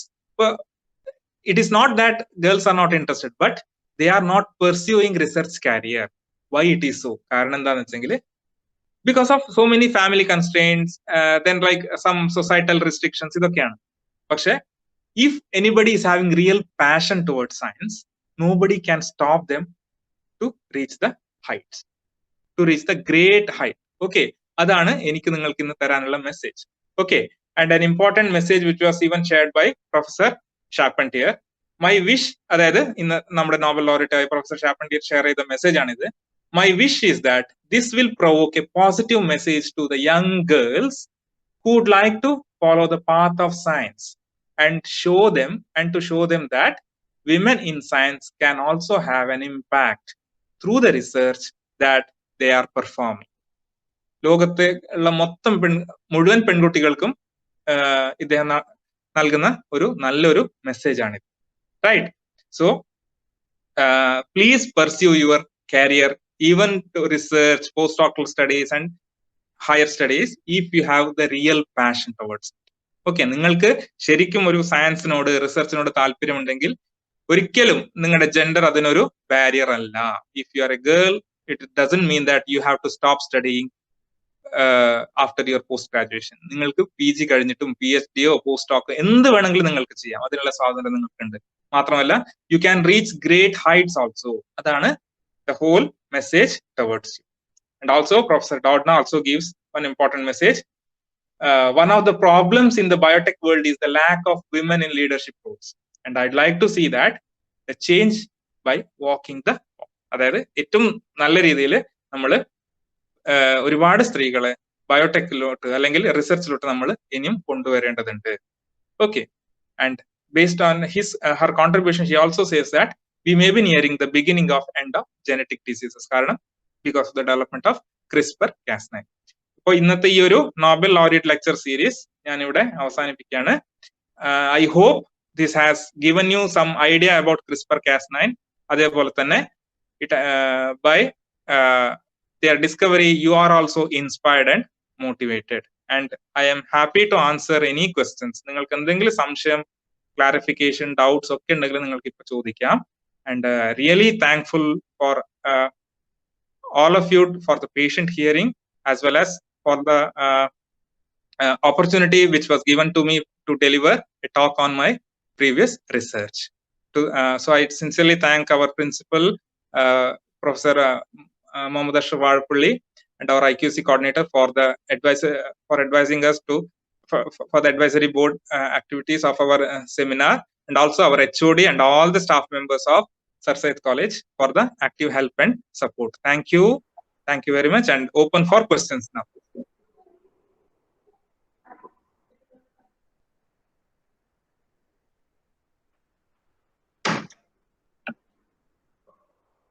Thank you, Ashim sir. ആർക്കെങ്കിലും ഡൗട്ട്സ് ഈ പറഞ്ഞ കാര്യങ്ങളിൽ എന്തെങ്കിലും ഡൗട്ട്സോ മറ്റോ ക്ലിയർ ചെയ്യാനുണ്ടെങ്കിൽ ഇപ്പൊ ചോദിക്കാവുന്നതാണ്. അശ്വിൻ കുമാർ സർ അതിന് ആൻസർ ചെയ്യുന്നത്, ഡൗട്ട് ക്ലിയർ ചെയ്യുന്നതാണ്. എനിബഡി? നിങ്ങളുടെ മൈക്ക് അൺമ്യൂട്ട് ചെയ്തിട്ട് നിങ്ങൾക്ക് സംസാരിക്കാം, അല്ലെങ്കിൽ even you can type in the chat box.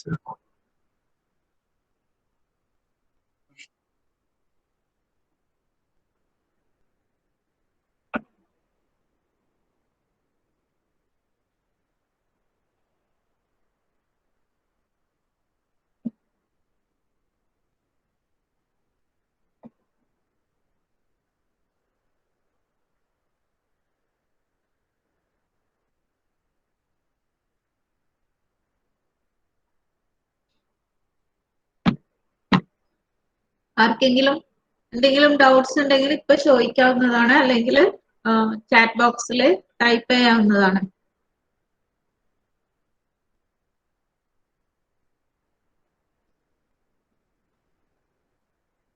Ashwin sir, there is a message. Thank you, sir, for motivating ladies. And of course, this is a new experience in the research paper, word after a long time. By Naushad Sinu. Somebody's messaged. Thank you, Naushad. Thank you, Naushad sir, for the nice words. Thank you. ഞാൻ chat box നോക്കാം. I think there are some messages also. Ashwin sir. Yes sir, paray sir. Yeah, can I ask a doubt? Yes sir. Suppose ഒരു albinism disorder ഉള്ള ഒരു patient. Okay sir. അയാളൊരു 20-25 years പ്രായമായി നിൽക്കാം. അപ്പൊ നമ്മൾ ജീൻ എഡിറ്റിംഗ് ട്രീറ്റ്മെന്റ് എടുത്തു കഴിഞ്ഞാൽ എങ്ങനെ പിന്നെ അയാളുടെ ബോഡിയിലേക്ക് ചേഞ്ചസ് വരിക? ഓൾറെഡി അയാളുടെ സ്കിന്നും അതൊക്കെ ഓൾറെഡി ജീനിന്റെ പ്രശ്നം കൊണ്ട് ഒരു രീതിയിലായിരിക്കുമല്ലോ. അതെങ്ങനെ ക്യൂറിംഗിലേക്ക് പോവുക? അതിന്റെ ഒരു ഇത് ചിലപ്പോൾ വളരെ സില്ലി ക്വസ്റ്റ്യൻ, എനിക്ക് ഈ ഫീൽഡിൽ. അല്ല സർ, ഇത് വളരെ നല്ല ക്വസ്റ്റ്യൻ ആണ് സർ. കാരണം എന്താ വെച്ചെങ്കിൽ നമുക്ക് ഒരിക്കലും ഒരു ജനറ്റിക് ഡിസോർഡർ, അതും ആൽബിനിസം അല്ലെങ്കിൽ ഹീമോഫീലിയ പോലുള്ള ജനറ്റിക് ഡിസോർഡേഴ്സ് അഡൾട്ട്സിന്റെ ജീൻ എഡിറ്റ് ചെയ്തിട്ട് നമുക്ക് മാറ്റാൻ പറ്റില്ല. പക്ഷെ ഇതിന്റെ ബെനിഫിറ്റ് എന്താണെന്ന് വെച്ചെങ്കിൽ ഈ ആൽബിനിസം ഉള്ള വ്യക്തിയുടെ കുട്ടിക്ക് ആൽബിനിസം ഉണ്ടാവാനുള്ള ചാൻസ് വളരെ കൂടുതലാണ്. അപ്പോ അദ്ദേഹത്തിന്റെ ജീനിൽ നമ്മൾക്ക് മാറ്റം വരുത്തിയാൽ ഉറപ്പായിട്ടും അദ്ദേഹത്തിന് ഉണ്ടാവുന്ന കുട്ടികളിൽ ഒരിക്കലും ആൽബിനിസം ഉണ്ടാവില്ല. അതാണ് ഈ ഒരു ടെക്നോളജിയുടെ ഇപ്പോഴത്തെ ഏറ്റവും വലിയ ഒരു എന്താ പറയാ അഡ്വാൻറ്റേജ്. അതേപോലെ തന്നെ ഒരു ലിമിറ്റേഷൻ കൂടി ഇത് തന്നെയാണ്. കാരണം നമ്മൾക്ക് ഒരു അഡൾട്ടിന്റെ ഇതില് സിക്കിൾ സെൽ അനീമിയ, ഹീമോഫീലിയ അല്ലെങ്കിൽ ആൽബിനിസം എന്നുള്ള രോഗങ്ങളെ എഡിറ്റ് ചെയ്തിട്ട് മാറ്റാൻ പറ്റില്ല. പക്ഷെ അവർക്ക് ഉണ്ടാവുന്ന കുട്ടികളിൽ നമുക്കിത് മാറ്റാൻ പറ്റും. കാരണം ജേം സെൽസിൽ അല്ലെങ്കിൽ സ്റ്റെം സെൽസിൽ നമുക്ക് എഡിറ്റ് ചെയ്തിട്ട് നമ്മൾക്കിത് മാറ്റാൻ സാധിക്കുന്നതാണ്. ഇനിയൊരു എന്താ പറയാ അടുത്ത കൺവെൻഷൻ, അടുത്ത ഡിസ്കവറി ലോകം മുഴുവൻ നോക്കുന്നത് ഇങ്ങനെയാണ്. അതായത് അഡൾട്ട്സിൽ വരെ നമ്മൾക്ക് ജനറ്റിക് ഡിസോർഡറിനെ ഒരു ട്രീറ്റ്മെന്റ് കൊണ്ടുവരാൻ പറ്റിയാൽ അതൊരു അടുത്തൊരു നോബൽ പ്രൈസിന്റെ ഒരു സ്കോപ്പ് ആയിരിക്കും എന്ന് എനിക്ക് തോന്നുന്നു. കാരണം അതാണ് ഏറ്റവും വലിയ ചാലഞ്ച് ഇപ്പോൾ ഉള്ളത്. 2010 ചാലഞ്ച് എങ്ങനെയാണ് സെൽസ് എഡിറ്റ് ചെയ്യാന്നുള്ളതായിരുന്നു. 2020 നമ്മൾക്ക് ഫേസ് ചെയ്യുന്നത് ജനറ്റിക് ഡിസോർഡേഴ്സ് അഡൾട്ട്സിൽ നമ്മൾക്ക് എങ്ങനെ മാറ്റാൻ പറ്റും എന്നുള്ളതിനാണ്. Okay, thank you sir. അതന്നെ ഞാൻ ക്ലിയർ ആയി. Thank you sir. Thank you sir for the question. Okay okay.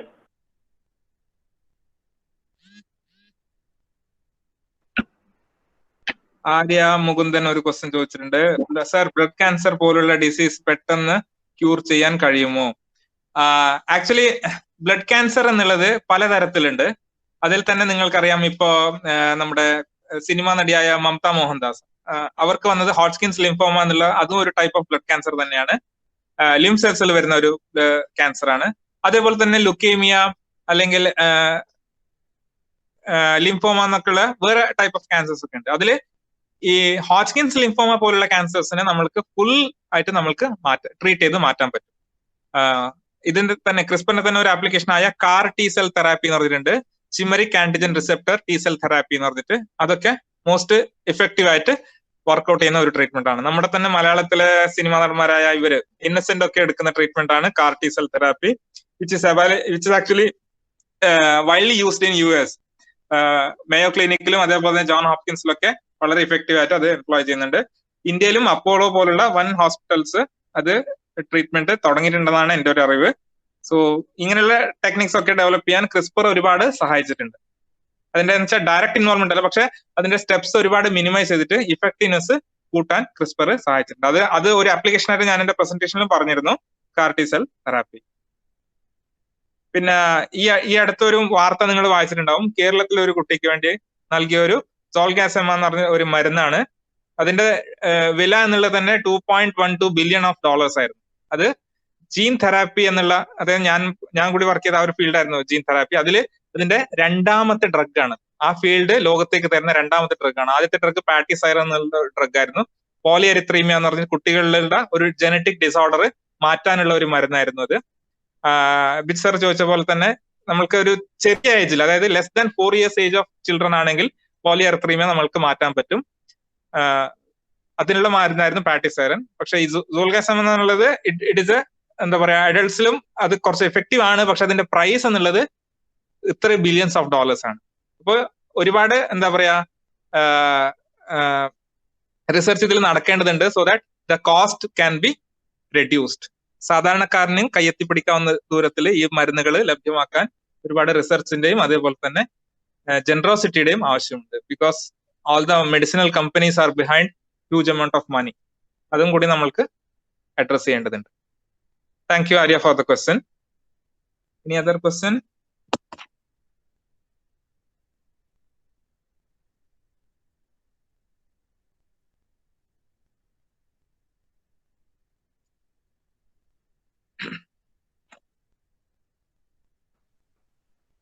Hello sir, കേൾക്കാമോ? ആ പറയൂ മാം. സാറേ, ഇത് ഇങ്ങനെ ഹ്യൂമൻ ജീൻ എഡിറ്റിംഗ് അത് വിപുലമായി കഴിഞ്ഞാൽ അതിന്റെ എന്തെങ്കിലും ആഫ്റ്റർ ഇഫക്ട്സ് എന്തായിരിക്കും? ഹ്യൂമൻ ജീനോം എഡിറ്റിംഗിനെ വിപുലമായി കഴിഞ്ഞാൽ ഒരുപാട് എന്താ പറയാ എത്തിക്കൽ ഇഷ്യൂസ്, അതേപോലെ തന്നെ ഒരുപാട് പ്രോബ്ലം അഡ്രസ് ചെയ്യേണ്ടി വരുന്നതുകൊണ്ട് തന്നെയാണ് എല്ലാ രാജ്യങ്ങളും ഒരുമിച്ച് ഇതിന് വളരെ എത്തിക്കൽ റെസ്ട്രിക്ഷൻസ് വെച്ചിരിക്കുന്നത്. അങ്ങനെയുള്ള സമയത്താണ്, അങ്ങനെയുള്ള റൂൾസ് ഒക്കെ ഫോർമേഷൻ നടക്കുന്നത് ശരിക്കും 2016-17 കാലഘട്ടത്താണ്. ആ സമയത്താണ് ഞാൻ നേരത്തെ പറഞ്ഞ ചൈനീസ് ബേബി സ്കാൻഡൽ പുറത്തു വരുന്നത്. അതുകൊണ്ട് തന്നെയാണ് വളരെ സീരിയസ് ആയിട്ട് ഇതിനെ ലോകം അഡ്രസ് ചെയ്തു, അതേപോലെ തന്നെ സ്ട്രിക്ട് പണിഷ്മെന്റ് ഇതിന് കൊടുത്തതും. കാരണം റെസ്ട്രിക്റ്റഡ് ആയിട്ട് നമ്മൾക്ക് ജീൻ എഡിറ്റ് ചെയ്യാം, പക്ഷെ അതൊരു കമേഴ്ഷ്യലൈസ് ചെയ്യാൻ അല്ലെങ്കിൽ അതിനെ ഒരു എന്താ പറയാ വേറെ ആക്ടിവിറ്റീസ്, ഇല്ലീഗൽ ആക്ടിവിറ്റീസിനൊക്കെ യൂസ് ചെയ്യാൻ വേണ്ടിയാണെങ്കിൽ അതൊരിക്കലും അനുവദിക്കാൻ പറ്റില്ല. അതാണ് ഇതിന്റെ മറ്റൊരു വശം. നമ്മൾ ഏറ്റവും, അതായത് ശാസ്ത്രലോകം ഏറ്റവും സൂക്ഷിക്കേണ്ടതും ഇവിടെ തന്നെയാണ്. കാരണം ചരിത്രത്തിൽ തന്നെ നമ്മൾക്കുണ്ട്, അതായത് എന്താ പറയാ ഒരു ആറ്റം ബോംബിന്റെ ഇതിൽ സ്റ്റോറി തന്നെ എല്ലാവർക്കും അറിയാം. ഒരു സിറ്റി, നഗരം തന്നെ നശിപ്പിക്കപ്പെട്ടു. സോ ഇനിഷ്യലി ആ ഡിസ്കവറി കൊണ്ട്. അപ്പൊ അങ്ങനെയുള്ള നാശങ്ങളിലേക്ക് നമ്മൾ പോവാതെ, കാരണം സൂപ്പർ ഹ്യൂമൻ ബീയിങ്സ് നമ്മൾ ഉണ്ടാക്കുകയാണെന്ന് വെച്ചെങ്കിൽ ഒരിക്കലും അവര് ബാക്കിയുള്ള ഇവർക്ക് ഒരു ഭീഷണിയായിരിക്കും. അപ്പൊ അങ്ങനെയുള്ള എത്തിക്കൽ ഇഷ്യൂസ് ഒക്കെ ഇതിൽ ഉള്ളത് കൊണ്ട് തന്നെയാണ് വളരെ സ്ട്രിക്റ്റ് ആയിട്ട് ഗവൺമെന്റും അതേപോലെ തന്നെ റിസർച്ച് ഓർഗനൈസേഷനും ഈ ഒരു റിസർച്ചിനെ നോക്കിക്കാണുന്നത്. പക്ഷെ ഇതിന്റെ സാധ്യതകൾ ഒരിക്കലും അവര് തള്ളിക്കളയുന്നില്ല. മാത്രമല്ല ഇതിന്റെ റിസർച്ചിന് ബാനും ഇല്ല. പക്ഷെ ഏതൊരു റിസർച്ച് ചെയ്യുന്നതിനേക്കാളും മുന്നേയും നമ്മൾ ഇതാണ് ചെയ്യാൻ പോകുന്നത് എന്നുള്ളൊരു പ്രയർ റിപ്പോർട്ട് നമ്മൾ എഴുതിയിട്ട് ഈ കമ്മിറ്റിയുടെ മുമ്പിൽ വെക്കണം.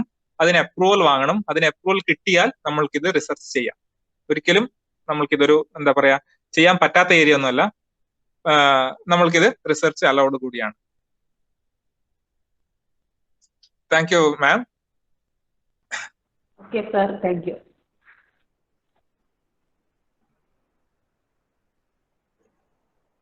I think I have one more question. Is there a possibility, ഒരു ചോദ്യം കൂടി ഉണ്ടെന്ന് തോന്നുന്നു. Let me go through that. Is there a possibility that these medical disorders would return even after the genome editing through mutation or such? ഇല്ല, അത് ഇതിന്റെ ഏറ്റവും വലിയൊരു അഡ്വാൻറ്റേജ് ആണ്. കാരണം റിവേഴ്സൽ ഇതിൽ വളരെ എന്താ പറയാ 0.001% ആണ്.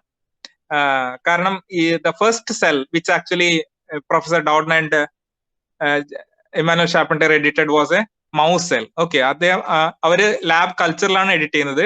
അതായത് ലൂസിഫറേസ് എന്നുള്ള ജീനെ കോഡ് ചെയ്യാനുള്ള ഒരു ഇതാണ് അവർ നോക്കൗട്ട് ചെയ്യുന്നത്. And they went up to actually അത്, അതായത് ഈ എഡിറ്റ് ചെയ്ത ഇത് പിന്നീട് ഒരു 5-6 ജനറേഷൻ വരെ അവർ നോക്കിയിരുന്നു. അത് തന്നെ പ്രിസൈസ് ആണ്. 6 ജനറേഷനായിട്ടും ഇതെന്താണെന്ന് വെച്ചാൽ റിവേഴ്സൽ നടന്നിട്ടില്ല. പ്രോപ്പർലി ആ ഒരു എഡിറ്റഡ് പോർഷൻ അതേപോലെ തന്നെ ഈ എല്ലാ ജനറേഷനിലും റീറ്റെയിൻ ചെയ്യപ്പെട്ടു. മാത്രമല്ല അതിനുശേഷം ഈവൻ 100 and 200 ജനറേഷൻ വരെയുള്ള സ്റ്റഡീസ് ഒക്കെ പബ്ലിഷ് ചെയ്തിട്ടുണ്ട്. So that we are pretty safe. കാരണം യു ക്യാൻ ഇമാജിൻ ഒരു ഹ്യൂമൻ ജനറേഷൻ 200 ഇത് കഴിയാണെന്ന് വെച്ചാൽ തന്നെ it can go up to like more than 400-500 years, right? Means more than that, അതിനേക്കാളും കൂടുതൽ തന്നെ, may be like more than 1000 years വരെ നമ്മൾക്ക് എഡിറ്റ് ചെയ്തതിൽ മാറ്റം ഉണ്ടാവില്ല എന്നുള്ളതാണ്. അതാണ് ഈ ഒരു ക്രിസ്പറിന്റെ ഒരു എന്താ പറയാ ബ്യൂട്ടിഫുൾ നേച്ചർ. കാരണം എഡിറ്റിംഗ് ഈസ് ഹൈലി പ്രിസൈസ്. അത്രയ്ക്ക് പ്രിസൈസ് ആയിട്ട് നമ്മൾക്കിത് ആവശ്യമുള്ള പോർഷനിൽ കട്ട് ചെയ്തിട്ട് നമുക്ക് എഡിറ്റ് ചെയ്ത് ചെയ്യാൻ പറ്റും. Thank you ma'am. One more question. Ashwin. More question. Let me see.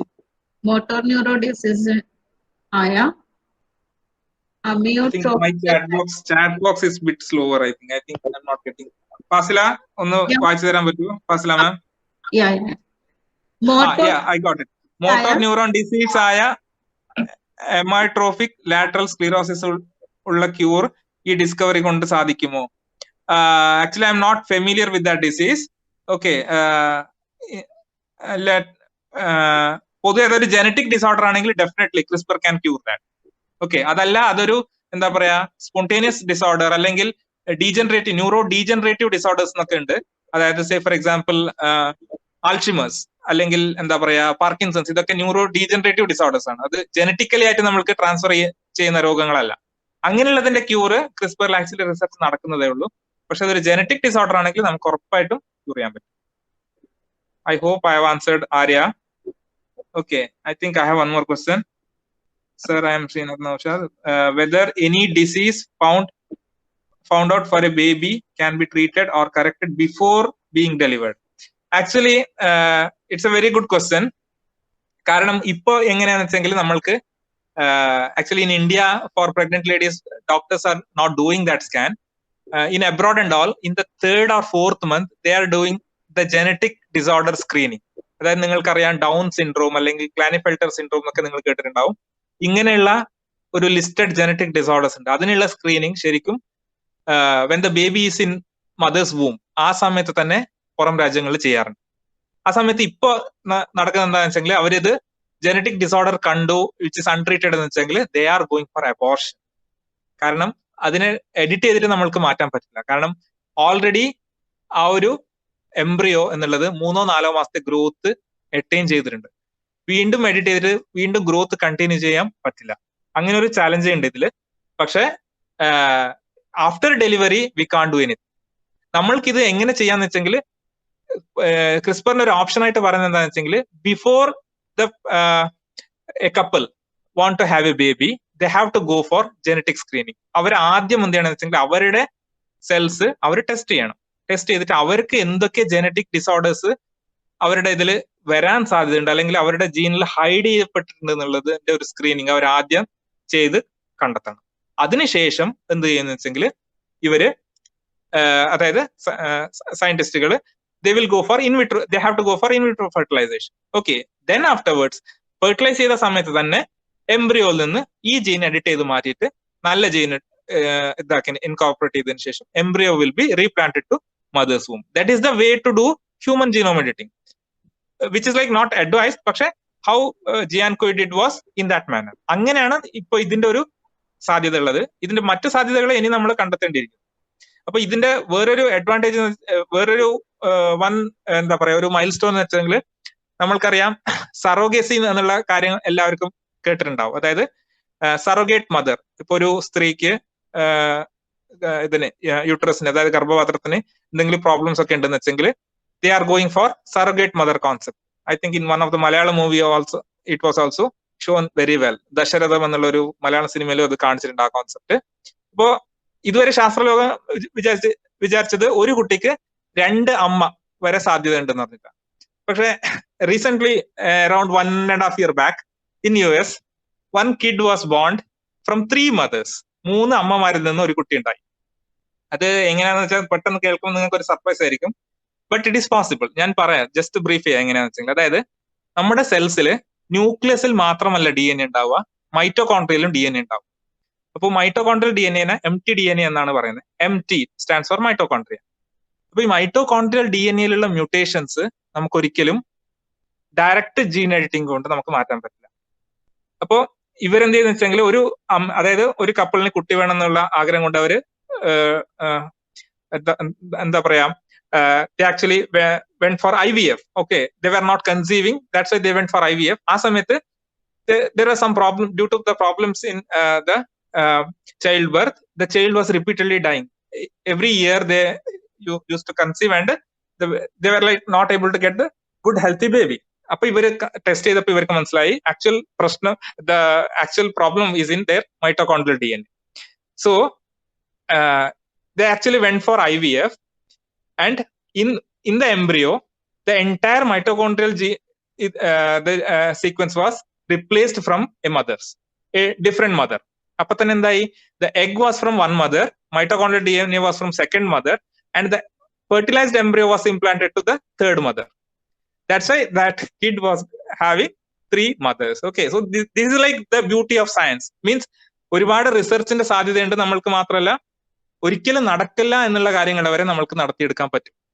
Okay, so they got a very healthy baby, right? So ഇങ്ങനെ ഒരുപാട് നല്ല കാര്യങ്ങളും ജീൻ എഡിറ്റിംഗിൽ നമ്മൾക്ക് ചെയ്യാൻ പറ്റുന്നുണ്ട്. അപ്പൊ നമ്മൾ അതിൽ ആദ്യം ശ്രദ്ധിക്കുക, അല്ലാതെ ഒരിക്കലും ഒരു എന്താ പറയാ ഡിസൈനർ ബേബീസ് അല്ലെങ്കിൽ സൂപ്പർ ഹ്യൂമൻ ബീങ്സ് എന്നുള്ള കോൺസെപ്റ്റിലോട്ട് പോവാതെ നല്ല കാര്യങ്ങൾക്ക് വേണ്ടി മാത്രം ഈ ഒരു ശാസ്ത്ര മേഖലയെ നമ്മൾ ഉപയോഗപ്പെടുത്തുക.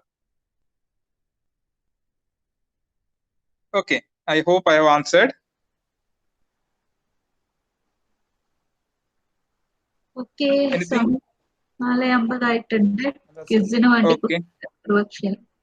ക്വസ്റ്റ്യൻ പെട്ടെന്ന് ചോദിക്കാന്ന് പറഞ്ഞു. ഒരു 5 മിനിറ്റ് കൂടെ. സാറേ ഒരു ക്വസ്റ്റ്യൻ ആണ് സാറേ. ഹലോ പറയൂ സർ. ഈ ഓർഗൻസ് പ്രൊഡ്യൂസ് ചെയ്യാൻ വേണ്ടിട്ട്, അതായത് ഉദാഹരണത്തിന് പിന്നെ ഹാർട്ട്, കിഡ്നി അങ്ങനെയുള്ള ഓർഗൻസ് എന്താ പറയാ പ്രൊഡക്ഷന് വേണ്ടിട്ടൊക്കെ ഈ ഒരു ഉപയോഗം പറ്റുമോ എന്നുള്ളതാണ്.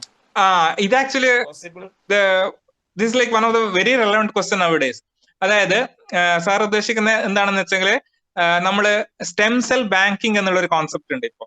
അതായത് ഞാൻ ആ കോൺസെപ്റ്റ് ഒന്ന് ബ്രീഫായിട്ട് ഞാൻ പറയാം. എന്താണെന്ന് വെച്ചെങ്കിൽ ഇപ്പൊ ഒരാൾക്ക് ഒരു 40-45 വയസ്സായിട്ടുണ്ട്. ആ സമയത്ത് കിഡ്നി ഫെയിലിയർ ആയി അല്ലെങ്കിൽ ലിവർ ഫെയിലിയർ ആയി എന്ന് വെച്ചെങ്കിൽ കറന്റ് ട്രീറ്റ്മെന്റ് ഓപ്ഷൻ ഈസ്, അതായത് ബ്ലഡ് റിലേറ്റീവ്സിന്റെ ഓർഗന് നമ്മൾ മാറ്റിവെക്കുന്നു. അതാണ് ബെസ്റ്റ് ഓപ്ഷൻ. അതല്ലെങ്കിൽ സുറ്റബിൾ ഡോണറിന് വേണ്ടി നമ്മൾക്ക് ഇങ്ങനെ വെയിറ്റ് ചെയ്യണം. ഡോണർ ഉണ്ടോ, അതേപോലെ തന്നെ ബ്ലഡ് ഗ്രൂപ്പ് മാച്ച് ആവുന്നുണ്ടോ, ഇങ്ങനെ പല ചാലഞ്ചസ് ഉണ്ട്.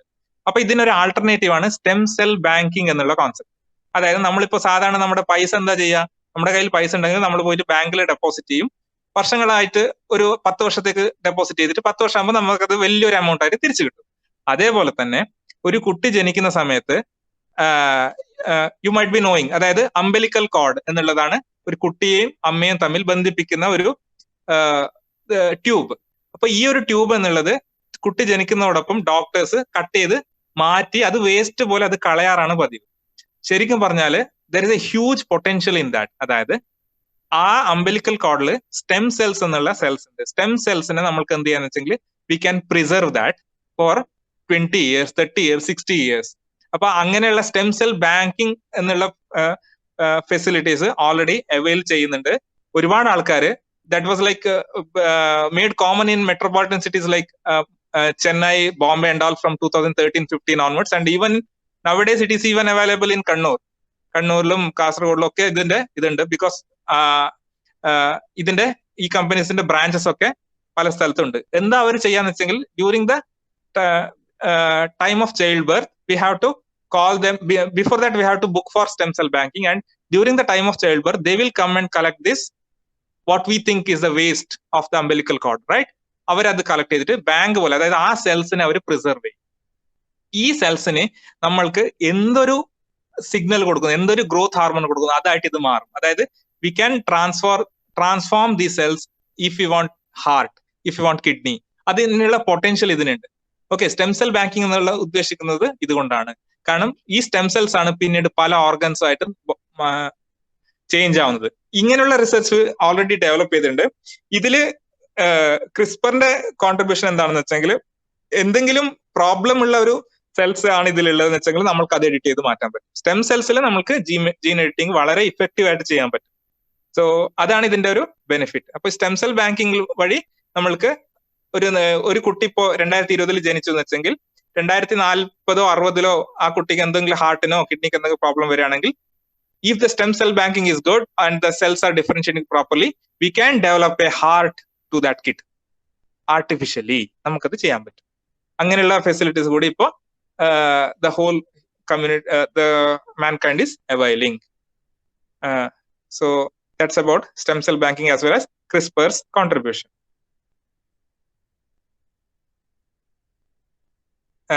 I hope I have answered Saeed sir. Thank you, Saeed sir, for the nice question. Well answered, sir. Thank you. Okay, Ashim sir. Thank you for your wonderful presentation. Thank you, Vasila ma'am, for the nice words. Yeah. So before going to the quiz, shall we take for a short 5 minutes break, or should we go for now itself?